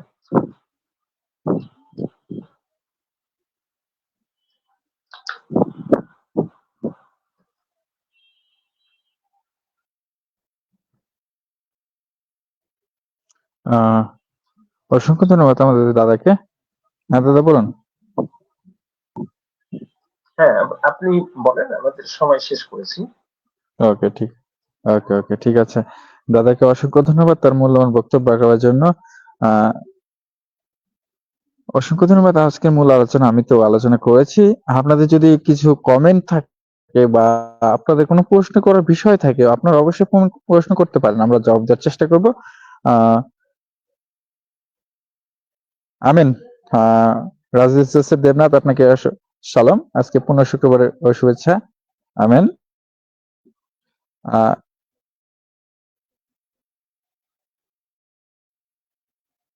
Praise the Lord. আপনাকে অসংখ্য ধন্যবাদ, আপনি আমাদেরকে কমেন্ট করেছেন, অসংখ্য ধন্যবাদ আপনাকে। আহ, এবং আপনাকে অসংখ্য ধন্যবাদ জানাচ্ছি। আপনার পূর্ণ শুক্র খুশি ও প্রেম উত্থানের শুভেচ্ছা, শালম। অসংখ্য ধন্যবাদ আপনাকে। পূর্ণ শুক্রবার সময় যারা আমাদের সাথে যুক্ত হতে চান তারা আমাদের কমেন্ট করেন এবং কমেন্ট বক্সে করেন, আমরা আপনাকে যুক্ত করে নিব। আপনাদের যদি কোনো বিষয় থাকে আজকের টপিকের উপরে অবশ্যই আসবেন, আমরা কমেন্ট করার উত্তর জবাব দেওয়ার চেষ্টা করব। যদি কোনো ভাই থাকেন অবশ্যই কমেন্ট করেন, আমরা উত্তর দেওয়ার চেষ্টা করছি। হুম।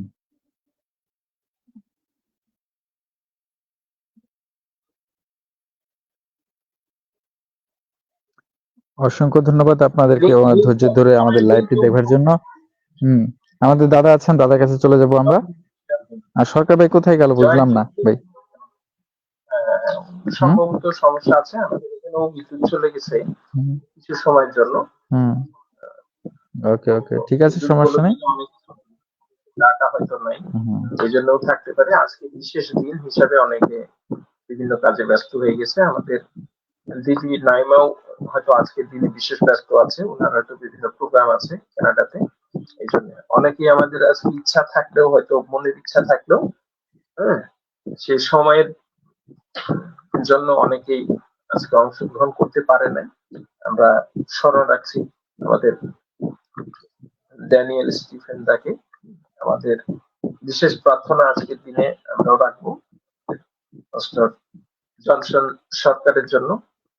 আশা করি উনি আমাদের জন্য প্রার্থনা করবেন। আমাদের যারা সাথীবৃন্দ আছে, আমরা লাইভের মধ্যে দিয়ে সকলের কাছে খ্রিস্টীয় শুভেচ্ছা পৌঁছে দিই আজকের এই বিশেষ দিনের। প্রভু যিশুর আজকে বলিদানের যে দিন, আত্মোৎসর্গ করার যে দিন, পবিত্র রক্ত ঝরানোর সেই দিন, উদ্ধার পর্বের সেই দিন, এটা সৃষ্টিকর্তার বিজয়, প্রভুর বিজয়, এটা শয়তানের, হ্যাঁ, শয়তানের পরাজয় আমরা বলতে পারি। দাদা জান ভাই, আপনি কি দেখছেন এই যে একটা কমেন্ট আপনি আপনি কি দেখতে পাচ্ছেন? এরা দেবনাথ, রাহুল জোসেফ দেবনাথ, হ্যাঁ, দাদা লাইভ আবার কবে হবে? উনি কি আমাদের পরবর্তীতে আমরা সেটা জানাই দেবো। অবশ্যই আমি বিষয়টা বলি। আমরা প্রতি শুক্রবার হতে পারে যদি আমাদের হ্যাঁ বিশেষ দাদা কাজ বলেন। না থাকে তো শর্ট। এখন ওনার যদি কোনো প্রশ্ন থাকে জিজ্ঞাসা করেন। ওকে, ধন্যবাদ। আমাদের প্রতি শুক্রবার একটি লাইভ হয়, একটি সাপ্তাহিকভাবে। আর প্রতি শুক্রবার আমরা একটা করে লাইভ করে থাকি, এবং ওই ব্যতীত যদি কোনো বিশেষ কোনো প্রার্থনা বা বিশেষ কোনো সময় থাকে সে সময় আমরা সপ্তাহের মধ্যে আরেকটা করে থাকি। সর্বোচ্চ 2-3 দিন, 2 দিনের উপরে আমাদের সপ্তাহে লাইভ হয় না। আগামী শুক্রবার আপনারা আমাদের সাথে আবার লাইভে যুক্ত হতে পারবেন আশা করছি, অর্থাৎ 25 তারিখ, তাই না? 25 তারিখ পড়তেছে না দাদা? হ্যাঁ, মনে হয় 25 তারিখে আপনাদের সাথে আবারও যুক্ত হবো আমরা। যদি রাহুল জোসেফ দেবনাথ, আপনার যদি কোনো প্রশ্ন থাকে বা আপনি যদি কমেন্টে যুক্ত হতে চান আমাদের সাথে লাইভে আসে, তাহলে আপনি যুক্ত হতে পারেন, সমস্যা নেই। আপনার বিষয়গুলো যেগুলো আছে সেগুলো তুলে ধরুন। ধন্যবাদ।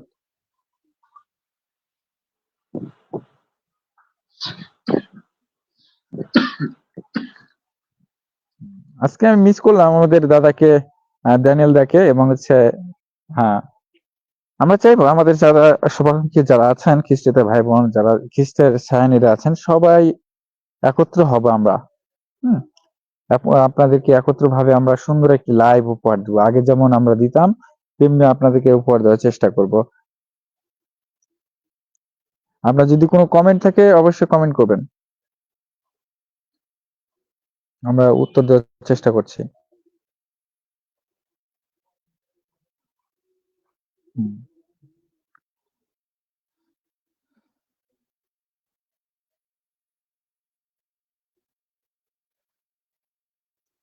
দাদাকে অসংখ্য ধন্যবাদ। দাদা দীর্ঘজীবী হোক।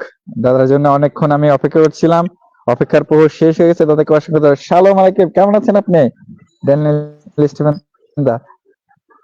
হ্যাঁ, ওয়ালাইকুম সালাম। আছি, ভালো আছি। আপনারা অবশ্যই ভালো আছেন নিশ্চয়ই।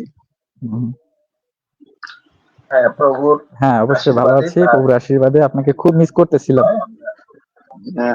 আসলে একটু আগে পূর্ণ হুম, শুক্রবারের শুভেচ্ছা আপনাদেরকে এবং আমাদের যারা দর্শক আছে তাদের সবাইকে জানাচ্ছি আমি এই সময়।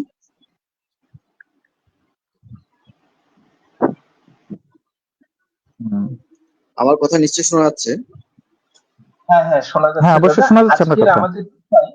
আজকের আমাদের বিষয় আমাদের এই যে শার্টর ভাই বলেছিল, তো আপনি আমরা ইতিপূর্বে আমরা কিছু বললাম, তারপরও আপনি আজকে একটা বিশেষ বিষয় আহ শুভেচ্ছা বক্তব্য দিবেন এবং আরেকটা বিষয় বলবেন। এটার রহস্য একটু উদ্ঘাটন করা দরকার। হ্যাঁ, পাবলিকলি প্রভুর যে মহা মন্দিরের পর্দাটা দুই ভাগ হয়ে গেছে প্রভু যীশু খ্রিস্টের মৃত্যুর মধ্যে দিয়ে, এই রহস্য যদি একটু আপনি উন্মোচন করতেন। ধন্যবাদ দাদা। হ্যাঁ, এই বিশেষ দিনে হ্যাঁ হ্যাঁ, অবশ্যই অবশ্যই। এটা আংশিক আমি একটু পর্দাটা বলেছি। দুই ভাগে চিড়ে গেল না? হ্যাঁ, এটা এটা একটা বিশেষ কি জন্য এটা তাৎপর্যপূর্ণ ঘটনা। রহস্যটা এটা দেওয়া দুইটা বিষয়। হ্যাঁ, একটা দুইটা বিষয়, যে একটা প্রথম যে আমি যেটা মনে করি এটা তাৎপর্য অনেকে বিভিন্নভাবে ব্যাখ্যা করছে এটাকে।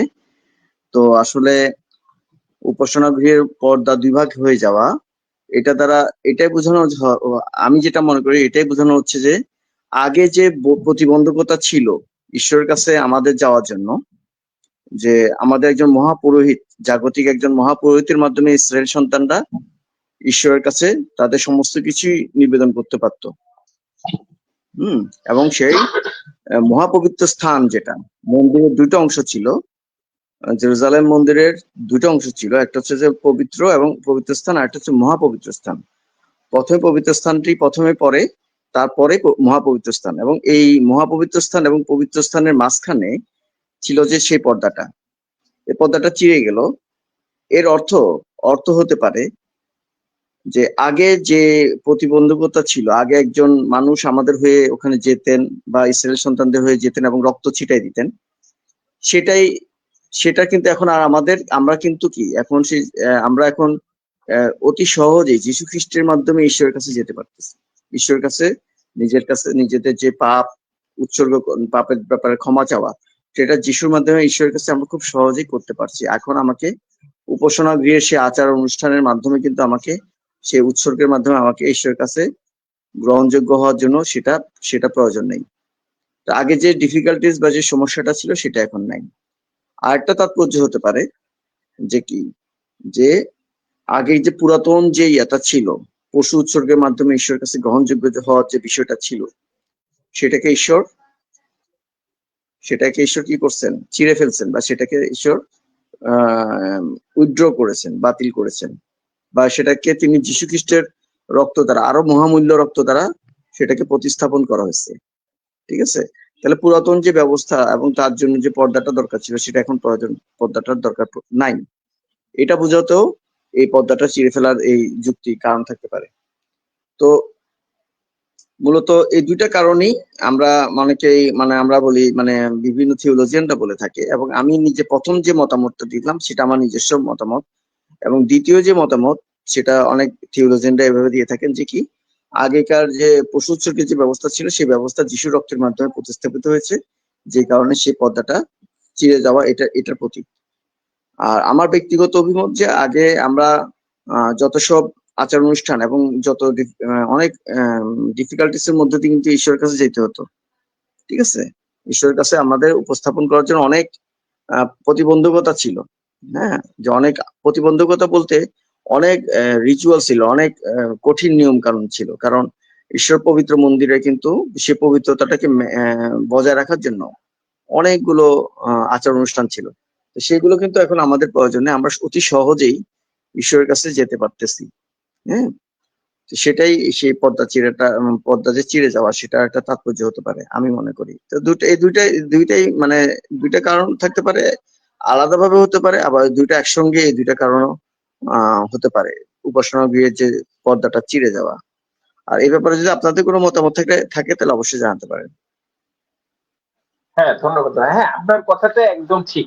হ্যাঁ, যদি আমরা সেই যে সেই বিষয়গুলো দেখি, যেটা যে গরুর রক্ত বা মেষ মেষ যেটা উদ্ধারের জন্য যে ভেড়ার যে রক্তটা, সেইটা দিয়ে যদি আমি পাপ করে থাকি, তাহলে একটা নির্দোষ ভেড়া অথবা যে গরু বা ষাঁড়, তাকে যদি বলিদান করে বা কোরবানি করে আমরা পাপের জন্য ক্ষমা চাই, হয়তো মুখে মুখে চাইলাম, যদি আমরা অন্তরের থেকে না চাই, তাহলে আমাদের কতগুলা গরু ভেড়া আমাদের প্রয়োজন হতো, তাই না? অনেক।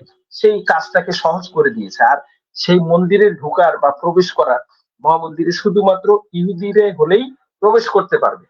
সেই সময় অনেক দেবদেবীর উপাসনা করতো। গ্রিক ছিল, গ্রিকরা অনেক দেবদেবীর উপাসনা করতো, মিশরীয়রা করতো, বা রোমানরা করতো। সেই সময় আমরা দেখি প্যালেস্টাইনের লোকরা করতো, যারা দেবদেবীর উপাসনা করতো। এক ঈশ্বরবাদ তাদের ভিতরে ছিল না। সমরীয়, হিত্তীয়, পেরিজীয়, গালাতীয়, গ্রিক এশীয়, এগুলো বিভিন্ন যারা ছিল, মেসিডোনিয়ান মানে গ্রিক যারা, ওরাও তো এগুলো করতো না। শুধুমাত্র ইহুদি সম্প্রদায়দের জন্য পরিত্রাণটা ছিল। কিন্তু আপনি যেটা সুন্দর বলেন, এরপরে যেটা সমগ্র মানব জাতিকে, হ্যাঁ, সমগ্র মানব জাতির জন্য মুক্তির পথটা ওপেন করে দিল প্রভু যীশু খ্রিস্ট, এবং এইটা খুব সহজ করে দিল নিজের পবিত্র রক্ত দিয়ে। এবং এইটা সাধারণ কোনো গরু ছাগল রক্ত না। এই বিষয়ে অবশ্যই এটা তো উল্লেখ আছে। সেন্ট পল যে ইব্রিয়দের কাছে যে পুস্তকে অনেক কিছু বিশ্লেষণ করে দিয়েছেন, আমরা দেখি, আপনার কথার সাথে একমত আছে। সেই পবিত্র রক্তের মাধ্যমে একবার তিনি সেই মহাপবিত্র স্থানে প্রবেশ করলেন, মহাযাজক হিসেবে একবার আমাদের জন্য স্যাক্রিফাইস করলেন, তার পবিত্র রক্ত দিয়ে আমাদেরকে কিনে নিলেন, ক্রয় করে নিলেন। এই যে আমরা যে কথা বলছি, আমি আপনি, আমরা তো সাধারণভাবে ধরতে গেলে বাহ্যিক ভাবে ইহুদি না, আমরা অন্তরের মধ্যে দিয়ে আমরা তাকে নতুন জন্মে লাভ করার মধ্যে দিয়ে ইহুদি হচ্ছে, কিন্তু আসলে তো এইভাবে না। আর যারা ইহুদি সম্প্রদায়ের ভিতরে গোত্র জাতির মধ্যে দিয়ে আসছিল, তাদেরই শুধু পরিত্রাণ ছিল, কিন্তু এখন মহাজাতি সারা পৃথিবীব্যাপী পরিত্রাণটা ব্যাপিত হয়ে গেল, তাই না? এই যে আজকের এই মহাদিনটার মধ্যে এটাই বোঝানো হয়েছে, আমরা মনে করি, তাই না? আপনার কথার সঙ্গে একমত। হ্যাঁ হ্যাঁ দাদা, সেটাই সেটাই। এই বিষয়ে আমরা মানে একটু কথা বলতেছিলাম। এই আর আজকের ওই বিশেষ দিনটা হেডলাইন তো আমরা দেখছি, আসলে দেখতে পাচ্ছি এটাই। তো আচ্ছা, আমাদের আমাদের সত্য সঙ্গে ছিলেন সন্ধানের যে আজকে দাদা। হ্যাঁ এটা মনে হয় আরো কয়েক কাজ করতে গেছে মনে হয়। সে মনে হয় এটা শেয়ার দিচ্ছে, কথা বলতেছে, বিভিন্ন সময় তার ত্রুটি হয় নেট নেট আচ্ছা, জনিত যেটাই কারণে। হোক যেটাই হোক, আজকে আসলে আমাদের আহ মানব জাতির ইতিহাসের জন্য একটা অত্যন্ত গুরুত্বপূর্ণ দিন। যদিও এটা অনেকেই আমরা বুঝি না বা আমরা বুঝতে পারিনি, বা অনেকেই বুঝতে পারছে না বিষয়টা। তো আসলে অনেকে এটা মনে করে যে যীশু খ্রিস্ট কেনই পৃথিবীতে আসবেন, আর কেনই বা তিনি ক্রুশে প্রাণ দিবেন, বা অনেক সময় অনেকে বলতে চায় ক্রুশে তিনি কি কেন যাবেন। আসলে আমাদের একজন আদমের কারণে যে আমরা পাপ মানে পাপের স্বভাবের মধ্যে আছি, এবং এই পাপই আমাদের মধ্যে এখন রাজত্ব করতেছে। আমাদের মধ্যে পাপ স্বভাব আছে, আমরা পাপ করছি, এবং এটা থেকে উত্তরিত হয়ে ঈশ্বরের কাছে গ্রহণযোগ্য হওয়ার জন্য একমাত্র ঈশ্বর একটি মাত্র পন্থাই রেখেছেন, সেটা হচ্ছে প্রভু যীশু খ্রিস্টকে গ্রহণ করা। তো আসলে সেজন্য আমাদেরকে প্রভু যীশুকে গ্রহণ করাটা খুব তাৎপর্যপূর্ণ বা গুরুত্বপূর্ণ।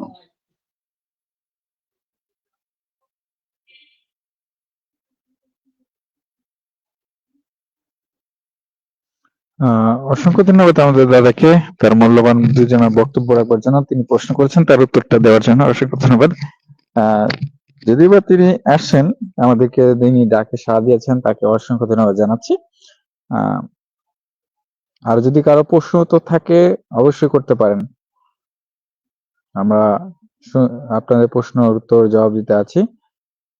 যদিও আজকে পূর্ণ শুক্রবারের সম্পর্কে আমরা বিস্তারিত আলোচনা করেছি। আমি একটি বিষয় জানতে চাই যে দানিয়েলের কাছে, যদি ইতিপূর্বে আমরা আলোচনা করেছিলাম যে সাধারণ মানুষের তো উপাসনালয়ে যাওয়ার জন্য তো আগে অনেক নিয়ম বাধা অতিক্রান্ত করতে হতো, কেন এখন এতটা সহজ হবার কারণটা কি? আপনি কি বলে মনে করেন যে এতটা সহজ হওয়ার কারণটা কি মনে হচ্ছে আপনার কাছে? আগে তো অনেক নিয়ম কানুনের মধ্যে দিয়ে যেতে হতো। এটা জীবন লিখিত সুসমাচার এটা লেখা আছে যে মসির মাধ্যমে ব্যবস্থা দেওয়া হয়েছিল, আর দয়া এবং অনুগ্রহ আসছে যীশু খ্রিস্টের মধ্যে দিয়ে। তার মানে ব্যবস্থা বা যেটা পুঙ্খানুপুঙ্খ রূপে আইন কানুন বা যেটা নিয়মগুলো, হ্যাঁ, সেগুলো কিন্তু মসির সময় ছিল। আর সেই নিয়মের জায়গাতে এখন আমাদের জন্য যে অনুগ্রহ যেটা বা দয়া, ঈশ্বরের দয়া এবং অনুগ্রহ যেটা যীশু খ্রিস্টের মাধ্যমে আসছে। এবং এই কারণে আহ আইন কানুনের মধ্যে যে সূক্ষ্মতা, যে সূক্ষ্ম এটার মধ্যে যে নিয়ম কানুন গুলো, সেই সূক্ষ্ম নিয়ম কানুনের বদলে এখন আমাদের অনুগ্রহের কারণে সেই ঈশ্বর যীশু খ্রিস্টের মাধ্যমে সেই আইন কানুনের শিথিলতা দিয়ে তিনি কি করছেন, সেটা আমাদেরকে পশু উৎসর্গের যে জটিল প্রক্রিয়া ছিল, যেটা ইসরায়েলদের জন্য, সেটা তিনি সমগ্র জাতির জন্য উন্মুক্ত করে দিয়েছেন, সমগ্র বিশ্বের সমস্ত মানুষদের জন্য উন্মুক্ত করে দিয়েছেন। এবং তারা যেন আরেকটা বিষয়, যে গুরুত্বপূর্ণ বিষয়, যে আগে কিন্তু বিশেষ করে সবাইকে কিন্তু জেরুজালেম মন্দিরেই কিন্তু উৎসর্গগুলো করতে হতো, বিশেষ বিশেষ উৎসর্গগুলো।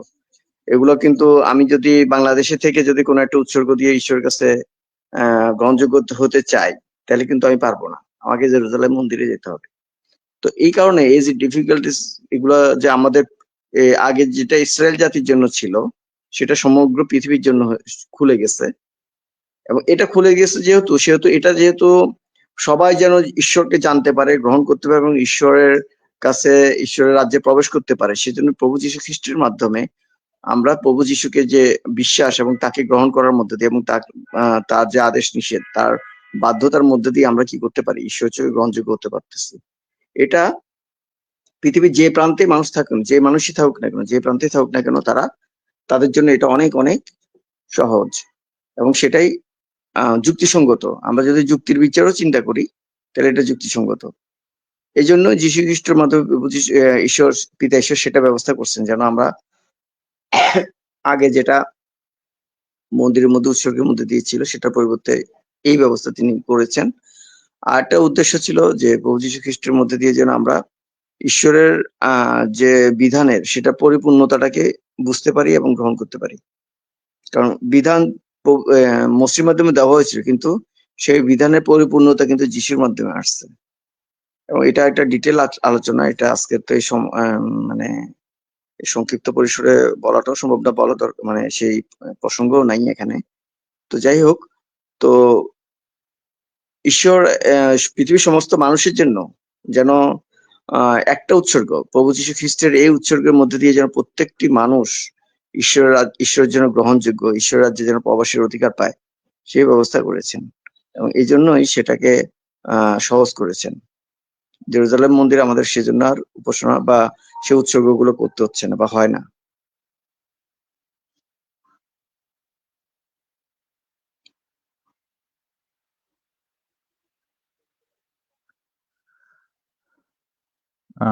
অসংখ্য ধন্যবাদ আমাদের দাদাকে, যে তার মূল্যবান বক্তব্য। আরেকটা বিষয় আমি দেখলাম যে খুবই আলোচিত বিষয়, আমি দাদাকে একটু প্রশ্ন করতে চাই সামান্য বিষয়। তিনি মৃত্যুর পূর্বে এলি লামা সাক্কামি বলে তিনি যে মৃত্যুবরণ করলেন, এখানে আপনার কাছে তাৎপর্যটা কি মনে হয়, আর বাইবেল ভিত্তিক তাৎপর্যটা কতটুকু গুরুত্বপূর্ণ হয়? এখানে আরেকে অনেকে বলে যে অনেক বিধর্মীরা, তিনি যদি সবই পারতেন, তাহলে তিনি কেন এই বিষয়টাকে প্রতিরোধ করতে পারলেন না? আসলে যেখানে পাপের সাথে, আমরা যদি আদমের ঘটনাটা দেখি, যদি দেখি, আদম যখন পাপ করলেন তখন ঈশ্বর তাকে কিন্তু এদন বাগান থেকে বের করে দিলেন। মানে যে পাপ করে বা পাপের সাথে কিন্তু ঈশ্বরের কোনো সংশ্লিষ্টতা নাই, বা পাপ এবং ঈশ্বরের রাজ্য বা ঈশ্বরের যে পবিত্রতা, সেটা দুইটা একই মানে একই সঙ্গে অবস্থান করতে পারে না।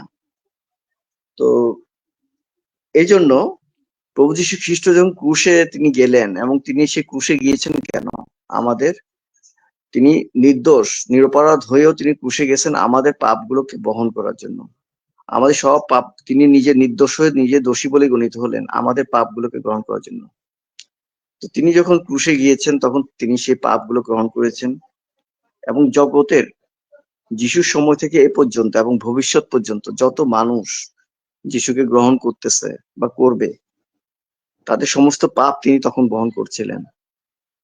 এবং ঈশ্বর এই পাপ, যীশুখ্রিস্ট যখন এই পাপ বহন করতেছিলেন, যখন তিনি এই ক্রুশে ছিলেন, তখন তখন পিতা ঈশ্বরের সাথে তিনি সংযোগ, তার যে বন্ধন, যে সম্পর্ক, সেই সম্পর্কটা কিছু সময়ের জন্য বিচ্ছিন্ন হয়ে গিয়েছিল। কেননা তিনি তখন আমাদের জন্য পাপী বলে গণিত হয়েছেন, আমাদের পাপ সকলকে তিনি নিছেন, যেটা যিশাইয়া 53 অধ্যায়ের মধ্যে বলা আছে। তিনি আমাদের পাপ সমূহ নিছেন, আর তার ক্ষতের মধ্যে দিয়ে আমরা আরোগ্য লাভ করেছি। তো যীশুখ্রিস্ট এই পাপ বহন করার কারণেই আদমকে যেরকম ঈশ্বর এদেন বাগানে রাখেন নাই, বের করে দিয়েছেন, যীশুখ্রিস্ট সে সময় ঈশ্বর থেকে বিচ্ছিন্ন হয়ে গেছিলেন। এবং যেহেতু পিতা পুত্রের যে সম্পর্ক, যে ভালোবাসার সম্পর্ক, যে আত্মিক সম্পর্ক, যেটা এই পৃথিবী বিশ্ব ব্রহ্মাণ্ড সৃষ্টি হওয়ার আগে থেকে ছিল, সেটা তখন বিচ্ছিন্ন হয়ে গেছিল। এবং সে বিচ্ছিন্ন হওয়ার যে যাতনা, সেই বিচ্ছিন্ন যে বেদনা, সেটা প্রভু যীশু খ্রিস্ট অনুভব করছিলেন। এবং তিনি তখন সে অবস্থা থেকে তিনি বলছিলেন যে কি, লামা লামা এলি এলি লামা সাবাক্তানি, ঈশ্বর আমার কেন তুমি আমার পরিত্যাগ করিয়াছ। তো তার ওই সময় মানে এটা সর্বজন বিদিত যে ওই সময় তিনি পাপ বহন করেছিলেন, এবং এই জন্যই তিনি ঈশ্বর থেকে বিচ্ছিন্ন হয়েছিলেন, এবং ঈশ্বর বিচ্ছিন্নতার যে যন্ত্রণা, যে যাতনা, সেটা তিনি অনুভব করছিলেন, সেটা তিনি সহ্য করতে পারেন নাই, যে কারণে তিনি এই কথাগুলো বলেছিলেন। এটার মধ্যে দিয়ে একটা তাৎপর্য বিষয় হচ্ছে আসলে ঈশ্বরের বিচ্ছিন্নতা, যেরকম তিনি পিতা ঈশ্বরের সাথে যেরকম যুক্ত ছিলেন, আমরা যেন সেভাবে প্রভু যীশু খ্রিস্টের সাথে যুক্ত থাকি। আমরা যেন কখনোই অনেকে আছে বিভিন্ন জাগতিকতার কারণে প্রভু যীশু খ্রিস্ট থেকে বিচ্ছিন্ন হয়ে যায়, বা অন্যরকম বিভিন্ন ধরনের ধ্যান ধারণা পোষণ করে। তো আমরা যেন কখনোই প্রভু যীশু খ্রিস্ট থেকে বিচ্ছিন্ন না হয়। প্রভু যীশু খ্রিস্ট থেকে বিচ্ছিন্ন হলে যেন আমাদের যন্ত্রণা অনুভব হয়, তখন আমরা প্রকৃত বিশ্বাসী বলে নিজেদেরকে দাবি করতে পারবো। তো এই হচ্ছে কারণ যে পাপের কারণে, পাপের সেতু যেহেতু ঈশ্বরের রাজ্যের বা ঈশ্বরের যে পবিত্রতা, ঈশ্বরের যে সম্পর্ক, পাপের সাথে সম্পর্ক নাই, সেজন্য প্রভু যীশু খ্রিস্ট ওই সময় পাপ নিচ্ছিলেন, সেই কারণে তিনি ঈশ্বর থেকে বিচ্ছিন্ন হয়ে গেছিলেন, এবং এই কারণেই তিনি এই কথাগুলো বলেছিলেন। তেমনি ভাবে আমরাও যদি পাপের মধ্যে থাকি, তখন আমরাও কিন্তু ঈশ্বর থেকে বিচ্ছিন্ন হয়ে যাই। আমরা যদি ভুল করে পাপ করি, ক্ষমা চাই, ঠিক আছে, কিন্তু এই পাপের মধ্যেই যদি আমরা আনন্দ করি, পাপের মধ্যে থাকতে চাই, তখন ঈশ্বর থেকে কিন্তু আমরা বিচ্ছিন্ন হয়ে যাই, এবং ঈশ্বরের রাজ্যের অধিকার থেকে আমরা বিচ্ছিন্ন হই। এই মূল বিষয়টা এটাই। ধন্যবাদ।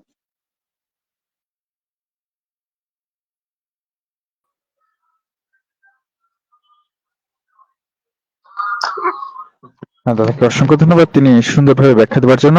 পরবর্তী আমি জেমস স্কয়ার ভাইয়ের কাছে যাবো, তিনি কিছু বলতে চাচ্ছেন। হ্যাঁ, ধন্যবাদ। এই সুন্দর হ্যাঁ, জেমস স্কয়ার ভাই, আপনি শুনতে মূল্যবান পাচ্ছেন? হ্যাঁ, আমি শুনতে পাচ্ছি। আমি কথাও বলছি, হয়তো আপনি শুনতে পাচ্ছেন না। ওকে। তো আমি তো স্ক্রিনে দেখছি আমার আওয়াজটা আসছে। হুম। এ, আমাদের দানিয়েল স্টিফান দাকে ধন্যবাদ। হ্যাঁ দাদা, সুন্দর শোনা যাচ্ছে আপনাকে। আপনাকে শোনা যাচ্ছে?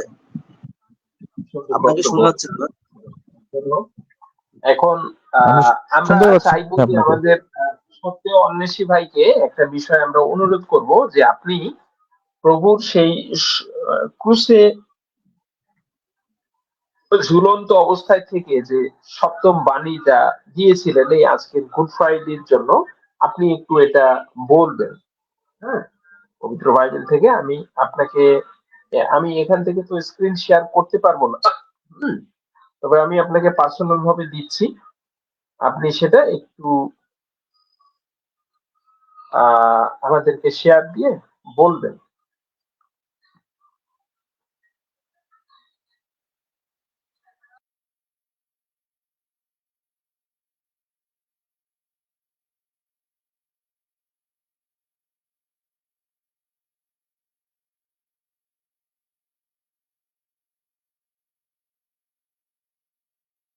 হ্যাঁ, এখানে যে বিষয়টা আছে, যিশু তাকে কহিলেন,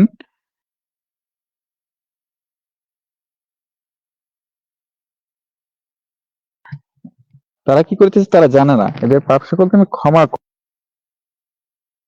তারা দাঁড়িয়ে দাঁড়িয়ে দেখিতে ছিল। হ্যাঁ, শোনা গেছে? Hello, hello. হ্যাঁ ব্রাদার, শোনা যাচ্ছে। হুম, আমি আপনাকে হুম, পার্সোনালি পাঠাইছি, দেখেন তো ওটা আপনি ওকে, শুধুমাত্র ঠিক আছে, আমি কোটেশনটা একটু চেক তুলে দেওয়া আছে। করছি। ওকে। প্রত্যেকটা হুম, পুস্তক থেকে পদ আছে যে স্টেপ বাই স্টেপ আপনি আপনার হুম, পার্সোনাল হুম। বক্সে দেখেন। ওইটা আপনি একটু শেয়ার দিয়ে আপনি এটা বলেন, তাহলে সুবিধা হবে। ওখানে প্রত্যেকটা পদ হিসাবে দেওয়া আছে প্রকট বাণীটা, যে সপ্তম বাণী পর্যন্ত দেওয়া আছে।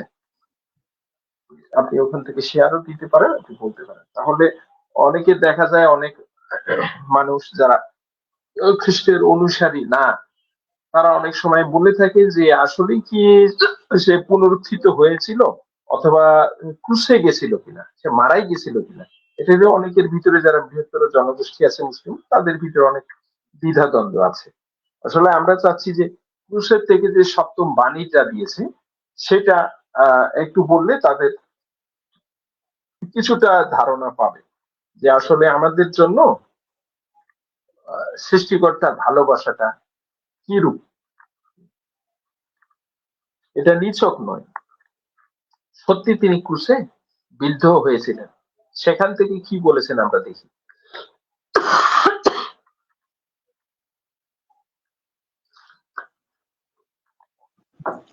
দাদা, আমাদের যদি যে আপনি এখানে কমেন্ট স্ক্রিনটা সেকশন শেয়ার আছে, দিয়ে কথা আমাদের বলেন। আমাদের কমেন্ট সেকশনে চ্যাটের মধ্যে দিয়ে দিতে পারেন, যদি আপনি পারেন, মানে সম্ভব হয় আর কি আপনার পক্ষে। না, এখান থেকে সম্ভবত ওইটা শেয়ার করা যাবে না। আমার এখান থেকে অপশনটা ওর ওখানে আছে, কমেন্টস লেখা যাবে, কিন্তু শেয়ারটা ওইখানে সম্ভবত কাজ না, করবে কপি না। করে, দাদা কপি করে চ্যাটে, আমাদের চ্যাট, এই যে এখানে আমাদের চ্যাট বক্স আছে, চ্যাট বক্সে আমি দিতে পারেন ওখানে কিন্তু। দিয়েছি, আমি তাকে দিয়েছি, এটা আমি ওখানে পাঠাই দিয়েছি শাল্টার ভাইকে। আমি ওখানে যে আমাদের সত্য অন্বেষী ভাই আছে, আমি তাকে শেয়ার করেছি বিষয়টা।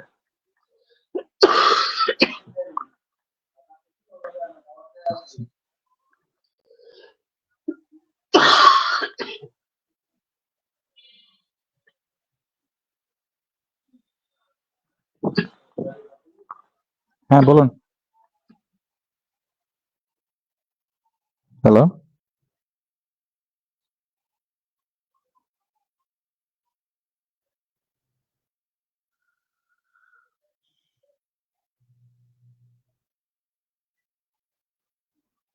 ওকে।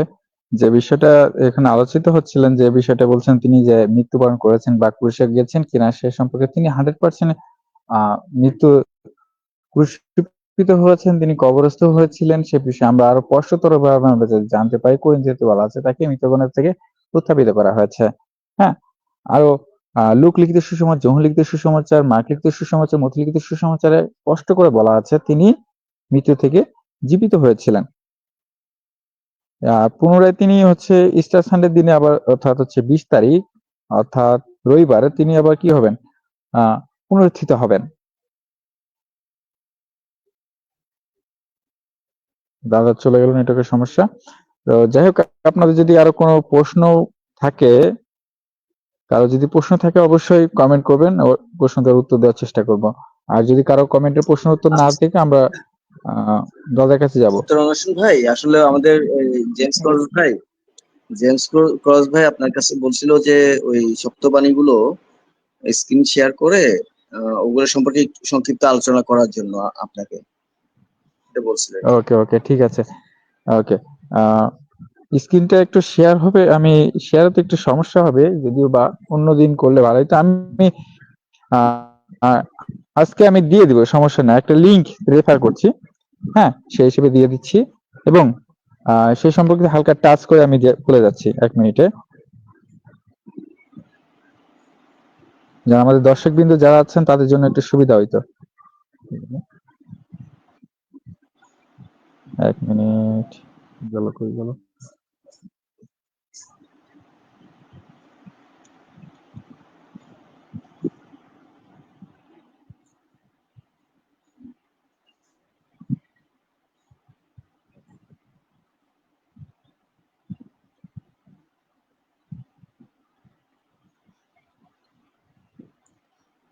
আচ্ছা, কুশীয় বাণী সপ্তবাণী গুলো সম্পর্কে যদি আলোচনা করতে হয়, তাহলে এখানে কি এ করা যাচ্ছে না, না শেয়ার করা যাচ্ছে না? তাহলে কিন্তু আমরা এখানে, কারণ সময় নষ্ট হচ্ছে, আমরা কিন্তু আলোচনাগুলো করে ফেলতে পারি। প্রথম বাণী যেটা অবশ্যই। যীশুখ্রিস্ট যেটা প্রথম বাণী বলেছেন সেটা হচ্ছে, পিতা এদের ক্ষমা করো, কারণ এরা জানে না এরা কি করছে। তাহলে এটা হচ্ছে লুক 23 পদ। লুক 23 পদে বলা হচ্ছে, যীশুখ্রিস্ট বলছেন, পিতা এদের ক্ষমা করো, কারণ এরা জানে না এরা কি করছে। তাহলে প্রভু যীশু খ্রিস্ট যখন ক্রুশে আছেন, ক্রুশে যখন দেওয়া হয়েছে, তখন তিনি এই কথাগুলো বলছেন। অর্থাৎ তিনি ক্রুশে, তাকে দেওয়া হয়েছে এই যন্ত্রণার মধ্যে, প্রচন্ড যন্ত্রণার মধ্যেও তিনি তাকে যারা অন্যায়কারী, তাকে এইভাবে শাস্তি দিচ্ছে, তাদের প্রতি তিনি কোনো বিদ্বেষ পোষণ করেন নাই, তাদের প্রতি তিনি কোনো ক্রোধ পোষণ করেন নাই, তাদের প্রতি তিনি কোনো অভিশাপ দেন নাই, তিনি তাদেরকে ক্ষমা করেছেন। এবং তাও কি, তিনি পিতাকে বলছেন এদেরকে ক্ষমা করতে, কারণ পুত্রের বিরুদ্ধে যে কোনো পাপ, সেটা পিতার অধিকার আছে সেটা ক্ষমা করা না করা, যে কারণ পিতাকে তিনি বলছেন। এখানে একটা বিশেষ ব্যাপার হচ্ছে যে, এখানে যীশু খ্রিস্টর যে প্রকৃত মহামানবের যে গুণাবলী এবং তিনি যে সত্যিকার ভাবে ঈশ্বর পুত্র, সেই প্রমাণ তিনি এখানে এই বাক্যের মধ্যে তিনি দিয়েছেন। কারণ তিনি জাগতিক মানুষদের মতো প্রতিহিংসা পরায়ণতা তিনি দেখান নাই, এবং ক্রুশের মধ্যে থেকেও তিনি তাকে যারা ক্রুশে দিয়েছে তাদেরকে তিনি ক্ষমা করার জন্য বলেছেন, বা ক্ষমা করেছেন। দ্বিতীয় বাণী যেটা, সেটা হচ্ছে যে, আমি তোমাকে সত্যিই বলছি, আজই তুমি আমার সাথে পরম দেশে থাকবে। এটাও লুক 23 পদ। লুক 23 পদে যীশু খ্রিস্ট বলছেন, আমি তোমাকে সত্যি বলছি, আজই তুমি আমার সাথে পরম দেশে থাকবে। তাহলে এটা একটা গুরুত্বপূর্ণ বিষয়। একটা যিশু ডান পাশে দস্যু যখন স্বীকার করলো যে তিনি পাপী, এবং তিনি এই কথাও যিশুকে বললেন যে, প্রভু আপনি যখন আবার আসবেন তখন আমার কথা মনে রাখবেন। তাহলে ওই যে দস্যু ছিল, যে অনেক বড় একটা অপরাধী ছিল, সেই লোক পর্যন্ত তিনি কি ছিলেন, তিনি যিশুর কাছে যখন নত হলেন, যিশুর কাছে তিনি যখন বুঝতে পারছেন যে প্রভু যীশু খ্রিস্টই মসিহ, তখন কিন্তু তিনি কি করছেন, যিশুকে বলছেন তিনি যেন, যিশু যেন তাকে স্মরণ রাখে, তিনি যখন আবার আসবেন। এবং তিনি নিজের পাপ স্বীকার করছেন যে আমরা আমাদের পাপের কারণেই শাস্তি পাচ্ছি। তাহলে এবং যিশুর সাথে সাথে যে রেসপন্সটা করছেন, এটা পুরোপুরি একজন যার অথরিটি আছে, যার অধিকার আছে, যার ক্ষমতা আছে, যিনি সবকিছু জানেন, সেরকম একজন ব্যক্তির মুখ দিয়ে যে কথাগুলো বের হওয়া উচিত, সে ধরনের কথাগুলো কিন্তু যিশুর মুখ দিয়ে বের হচ্ছে, যে তুমি তুমি আজকে আমার সাথে পরম দেশে যাবে। কারণ যিশু কোথায় যাচ্ছেন এটা তিনি জানেন, এবং তিনি যাকে বলতেছেন তাকেও তিনি পরম দেশে নিয়ে যাচ্ছেন। তার মানে পরম দেশে নিয়ে যাওয়ার যে ক্ষমতা, যে অধিকার, যে অথরিটি, সেটা যীশু খ্রিস্টের আছে। পৃথিবীর মধ্যে অন্য কোনো মানুষের সেই ক্ষমতা নাই, যে সত্যিকার ভাবে এই কথা বলতে পারবে যে আজকে তুমি আমার সাথে পরম দেশে যাবে। এই কথা বলার মতো অধিকার, ক্ষমতা, যোগ্যতা পৃথিবীর মধ্যে কোনো মানুষের ছিল না। এই গত 2000 বছরের মধ্যে ছিল না, আগামী 2000 বছরের মধ্যে থাকবে না। তাহলে যীশু খ্রিস্ট সেই সম্পূর্ণ পূর্ণ অথরিটি নিয়ে সেই লোককে বলছেন যে তুমি আজকে আমার সাথে পরম দেশে যাবে, কারণ সেই অধিকার, সেই ক্ষমতা যীশু খ্রিস্টের ছিল। 3 নম্বর যে বাণী, সেটা হচ্ছে, হে নারী দেখো এ তোমার পুত্র। সেই ছেলেকে দেখিয়ে বলছেন, দেখো এ তোমার মা। এটা যীশু খ্রিস্ট তার তার শিষ্য যোহনের সাথে তার মাকে বলছে যে তুমি তো ওই ছেলেকে দেখো। হ্যাঁ, এবং এরপরে কিন্তু যোহন তাকে যিশুর মাকে তার ঘরে নিয়ে গিয়েছিলেন পরবর্তীকালে। তাহলে কুশে থাকা অবস্থাতেও তিনি তার মার প্রতি যে দায়িত্ব, সে দায়িত্ব তিনি ভুলে যাননি। এবং সে সময় যে মরিয়মের মনের মধ্যে যে তীব্র ব্যথা, একজন মা দেখছেন যে তার সন্তান, তার পুত্র এভাবে কষ্ট পাচ্ছে, এটা একজন মার জন্য যে কত কষ্টকর, কত হৃদয় বিদারক। সেই মা মৃত্যু সম যন্ত্রণা সে সময় পাচ্ছেন। আমাকে কি শোনা যাচ্ছে? হ্যাঁ হ্যাঁ হ্যাঁ, শোনা যাচ্ছে। হ্যাঁ, শোনা যাচ্ছে আপনার কথা। হ্যাঁ, মৃত্যু সম যন্ত্রণা কিন্তু সে মার কাছে মাও অনুভূত হচ্ছেন। মরিয়মও কিন্তু সেই সময় যন্ত্রণা পাচ্ছেন। আমরা যদি কল্পনা করি যে আমাদের সন্তানদের যদি এরকম হয় আমাদের কেমন লাগবে, মরিয়মের সেরকম একটা অবস্থা বা তার চেয়ে আরো গভীর কোন একটা অবস্থা মরিয়মের মধ্যে ছিল। মরিয়ম সে ধরনের যন্ত্রণা ফিল করতেছিলেন। ওই অবস্থাতে তিনি সান্ত্বনা দিচ্ছেন মরিয়মকে যে তুমি চিন্তা করো না, তোমার এই সন্তান তোমাকে তোমার পুত্রের মতো করেই তোমাকে দেখবে। কুশের মধ্যে থাকা সত্ত্বেও, এত যন্ত্রণার মধ্যে থাকা সত্ত্বেও প্রভু যীশু খ্রিস্ট তার মার প্রতি যে দায়িত্ব, মার যে তার প্রতি যে আবেগ, সেটাকে তিনি মূল্যায়ন করছেন এবং তিনি তার দায়িত্ব আরেকজন শিষ্যের কাছে দিয়ে দিচ্ছেন, যে সেই শিষ্যকে দায়িত্ব দিচ্ছেন যেন তার মাকে দেখে রাখে। আমরা চতুর্থ বাণী যে প্রভু যীশু খ্রিস্টের,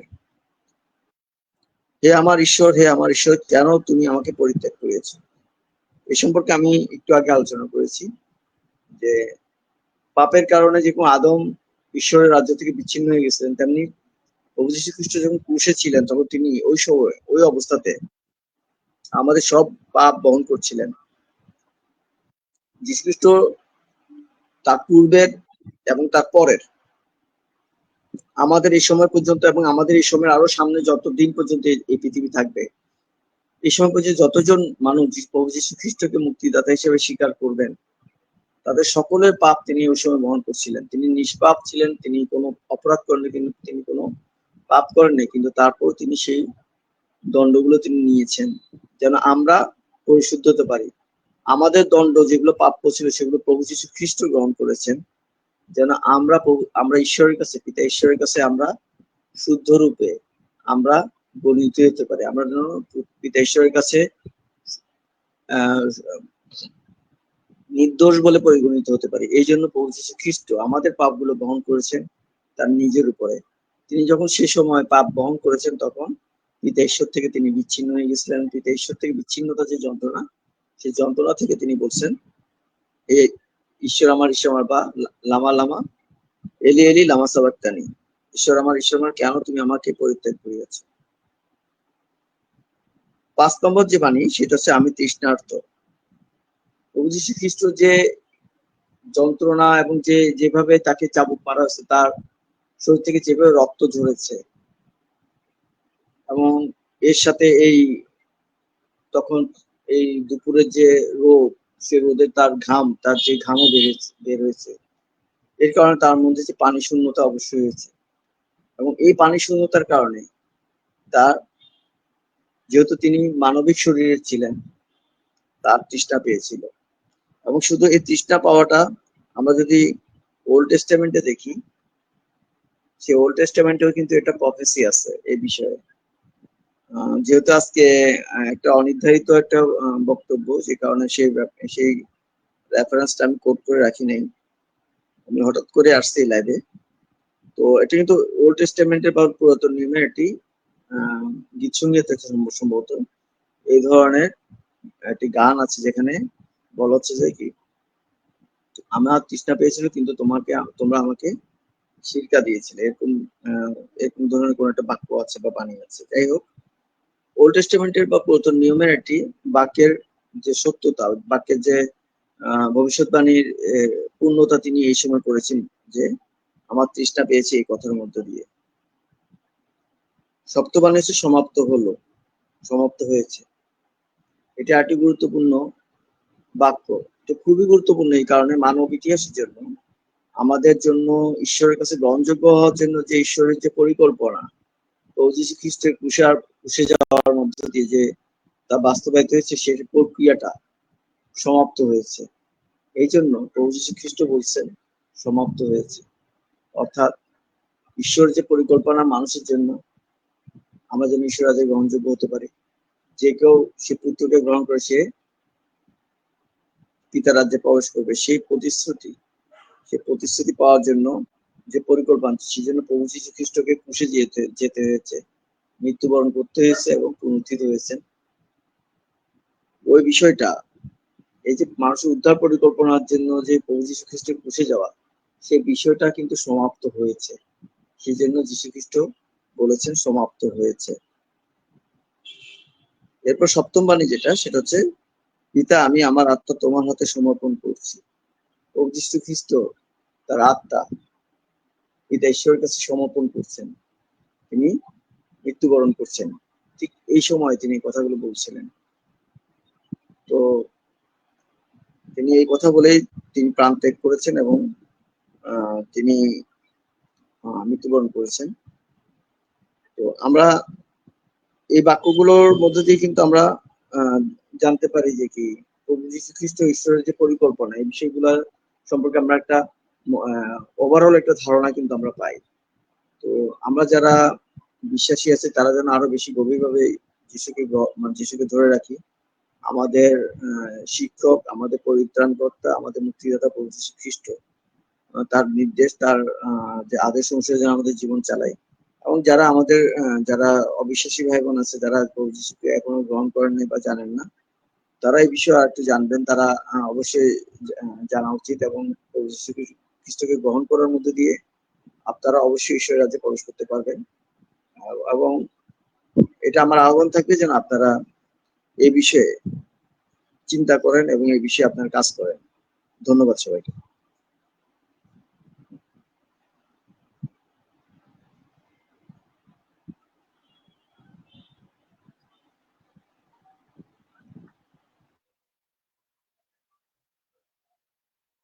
আমাদের দাদাকে অসংখ্য ধন্যবাদ।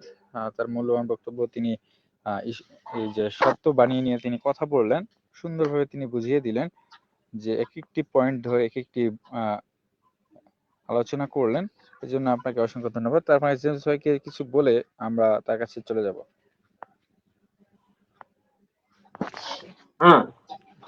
আমাদের মহামূল্যবান বক্তব্যের জন্য সত্যি আমাদের ড্যানিয়েল স্টিফেন তাকে অসংখ্য ধন্যবাদ। আমরা লাইভটা মানে শুরু থেকে আমরা আশা করেছিলাম মনে মনে, আমি এবং আমাদের সাথে সত্য অন্বেষী ভাই, যে আমরা ওনাকে যেন পাই।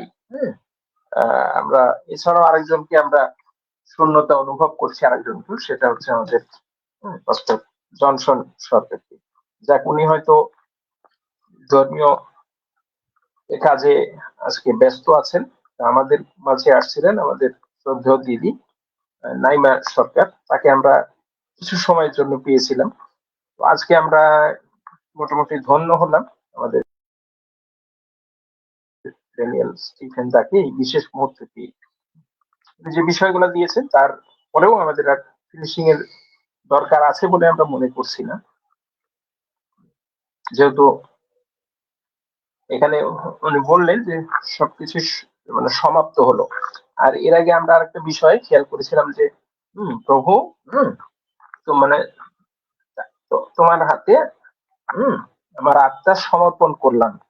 এটা একটা, যদি আমরা গভীরভাবে চিন্তা করি, খুব ডিপলি যদি আমরা চিন্তা করি বা ধ্যান বা প্রার্থনা করি, তাহলে আমরা এটার গভীর রহস্যটা বুঝতে পারবো।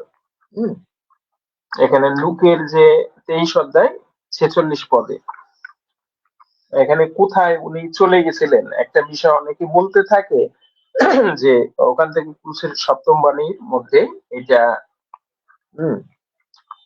শেষ সপ্তম বাণীটা, যে তোমার হাতে আমার প্রাণ আমার আত্মাকে সমর্পণ করলাম। এটা গভীর একটা রহস্য, যদি আমরা এটা বুঝি তো আমাদের জন্য খুবই মঙ্গল।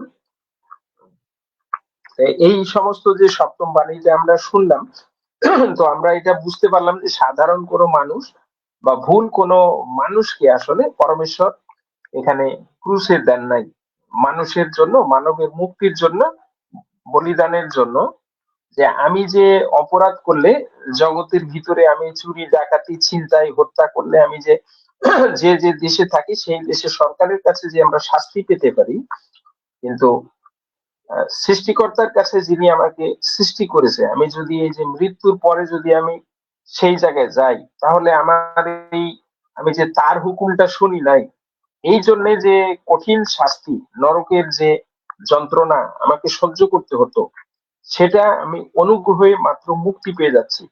হুম তার পবিত্র মহামূল্যবান রক্তের হুম, উৎসর্গের ফলে, তার রক্তের গুণে, রক্তের পরাক্রমে, প্রভু যিশুর হুম, জীবন দানের মধ্যে দিয়ে আমরা সেটা থেকে উদ্ধার পাচ্ছি। যদি আমরা জানতাম যে ওই যে বাগানের সেই ফল খাওয়ার জন্য যদি আদমকে বের করে দিতে পারে, একটা একটা ভুলের জন্য যদি সেই এদন উদ্যান থেকে বের করে দিতে পারে হম হবা এবং আদমকে, এবং বলতে পারে বিতাড়িত হয়ে গেছে এক কথায়, এবং সেই জায়গাটা হাইড করে রাখা হয়েছে। এখন ওইটা জাগতিক ভাবে অন্যরকম। তাহলে আমাদের যে আমরা এই যে এতগুলা পাপ করেছি, এই পাপে গরু, ছাগল, ঘুঘু, হম কবুতর, এই সমস্ত বলিদান করেও মানুষ চেষ্টা করেছিল কিন্তু আর পাচ্ছে না। তা তো এই নিয়মগুলা ছিল শুধুমাত্র ইহুদিদের জন্য। হ্যাঁ, যে পরবর্তীতে যে সময়, কিন্তু প্রভুর সময়ও ছিল ইহুদিদের জন্য। এরা এতে এক ঈশ্বরবাদ তো ছিল না, যদি কিছু কিছু ভাববাদীরা ছিলেন, যেমন ওই যে আমরা ওই নোহের যে প্লাবনের কথা শুনি, সে সময় নোহ তো সে সময় ইহুদি ছিল না, কিন্তু আব্রাহামের থেকে এই ইহুদিদের উৎপত্তি, এবং তারপরে যেটা এক ঈশ্বরবাদ এখানেই সীমাবদ্ধ ছিল এই যে ইহুদিদের মধ্যেই। তাহলে সেই নিয়ম অনুযায়ী তো যারা না, তারা তো পরিত্রাণ পেত না। কিন্তু প্রভু সেই মহামূল্যবান রক্তে পিতা ঈশ্বরের মানুষকে ভালোবাসার জন্য আমরা এখন পরিত্রাণ পেতে পারছি। হম শুধু আমরা মুখে বিশ্বাস করে অল্পর জন্য না, আমরা আমরা তার এই বিশ্বাসের জন্য, আমরা তাকে ভালোবাসার জন্য আমরা তার পক্ষে কাজও করছি। যে আদেশ নির্দেশগুলো প্রভুর, আমরা সেটাও পালন করছি তাকে ভালোবাসার মধ্যে দিয়ে, তার প্রতি যেন আমরা চেষ্টা করি যেন দিতে। আর আমরা এটা বিশ্বাস রাখি যে আমাদের আত্মাও এই যে প্রভুর মতো, আমরা বলতে পারি মৃত্যুর সময় যে পিতা ঈশ্বর, আমার আত্মাকে হ্যাঁ তুমি গ্রহণ করো, আমরা যেন সেইভাবে উপযুক্ত হতে পারি। এবং দাদা আমাদেরকে বললেন একটা কথা, যে আহ, ঈশ্বরের একটা বৈশিষ্ট্য আছে, তিনি সবসময় সত্য এবং পবিত্র, তার ভিতরে অসত্য বা পাপ তার ভিতর থাকতে পারে না। ঈশ্বরের বৈশিষ্ট্য, তিনি মানে মিথ্যা বলতে পারবে না। হম একটা তার বিপক্ষ একটা শক্তি সৃষ্টি করা আছে, সে বলতে পারবে, কিন্তু উনি এটা বলবে না। তিনি বাহিনীগণের মানে পুরাতন বাইবেলে আমরা দেখি যে ওই আগের যে ক্যারি ভার্সনে ছিল, এখানে তিনি বাহিনীগণের সদাপ্রভু। তো ওনার অনেক বাহিনী আছে, উনি অনেক কাজ করলে তার বাহিনী দিয়ে করেন, কিন্তু উনি কখনো পাপের সাথে কম্প্রোমাইজ করে না, আপোষ করেন না। সেই জন্য যে ওইখানে বলেছিল যে পিতা, হম, কেন তুমি আমাকে ত্যাগ করেছো, বা ওই যে এলো এলো লামা সাবাক্তানি, ঈশ্বর আমার, ঈশ্বর আমার, কেন তুমি আমাকে পরিত্যাগ করেছো। আবার এখানে দেখেন, পরিত্যাগ করলে তো এরকম মনে হতো পাপী, কিন্তু এটা পূর্ব নির্ধারিত। মানুষের পাপ থেকে পরিত্রাণের জন্য একদম তার ভিতরে কোনো পাপ ছিল না, কিন্তু এই মানুষের পাপ, তার কাজকর্মে, তার বিশ্বাসে, কোনো কিছুতেই সে পাপী ছিল না, একদম নিষ্পাপ নিষ্কলঙ্ক। যেটা আমরা এখন ভবিষ্যতের জন্য প্রকাশিত বাক্যতেও আমরা দেখতে পারি যে ঈশ্বরের সেই মেষশাবক। হম এই যে এইটা, এটা হচ্ছে উদ্ধার পর্ব না, এই যে এটা পাস ওভার যে ইহুদিদের যে পর্বটা ছিল, মানে নিস্তার পর্ব, বা এটা হচ্ছে ঈদুল ফেসাক। এইটা যে ঈদের যে শুরুর মুহূর্তে, এটা এটা প্রভু যীশু খ্রিস্টের ক্রুসিফিক্সন হয়েছিল, এই সময়টা ঠিক সৃষ্টিকর্তার পরিকল্পনা অনুযায়ী। এখন আমরাও যেন ওইভাবে আমাদের মৃত্যুর মুহূর্তে আমরা বলতে পারি যে প্রভু, তোমার হাতে আমার প্রাণ বা আমার আত্মা সমর্পণ করলাম। শোন, আমরা সবাই এই যার যার নিজের থেকে আমরা এখন থেকে এটা প্রস্তুতি নিতে থাকি, আমরা আমাদের ভিতরে আমাদের অন্তঃকরণ যেন পরিষ্কার করি, আমরা পাপে যেন আর পতিত না হই, পড়ে না থাকি, আমরা অনুতপ্ত হই আর প্রভুর কাছে আমরা ফিরে আসি। ধন্যবাদ।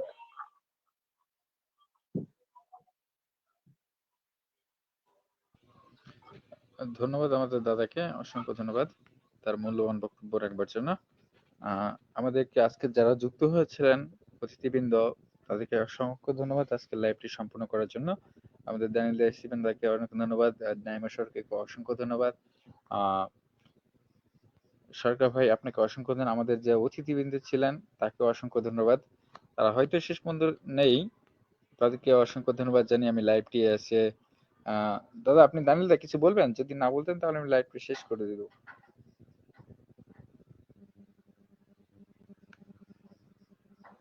দানিল দা আপনি কি শুনতে পাচ্ছেন? না, কিছু কিছু বলার নাই। আপনাদের সবাইকে শুভেচ্ছা।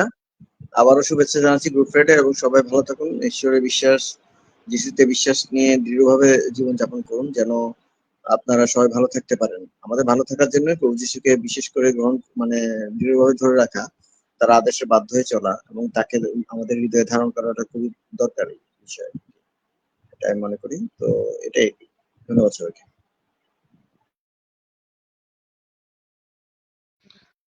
অসংখ্য ধন্যবাদ আমাদের জেমস কজ ভাইকে এবং স্টিভেন ভাইকে, অসংখ্য ধন্যবাদ। আজকের যে পূর্ণ শুক্রবারের শুভেচ্ছা সকলকে জানিয়ে আমি লাইভটি শেষ করতে যাচ্ছি। যীশু খ্রিস্টের প্রেম, পবিত্রতা, শান্তি সকলে প্রবর্ষিত হোক। যারা যারা লাইভটি শুনছেন সবাইকে জানাচ্ছি খ্রিস্টের শুভেচ্ছা, অভিনন্দন। Thank you.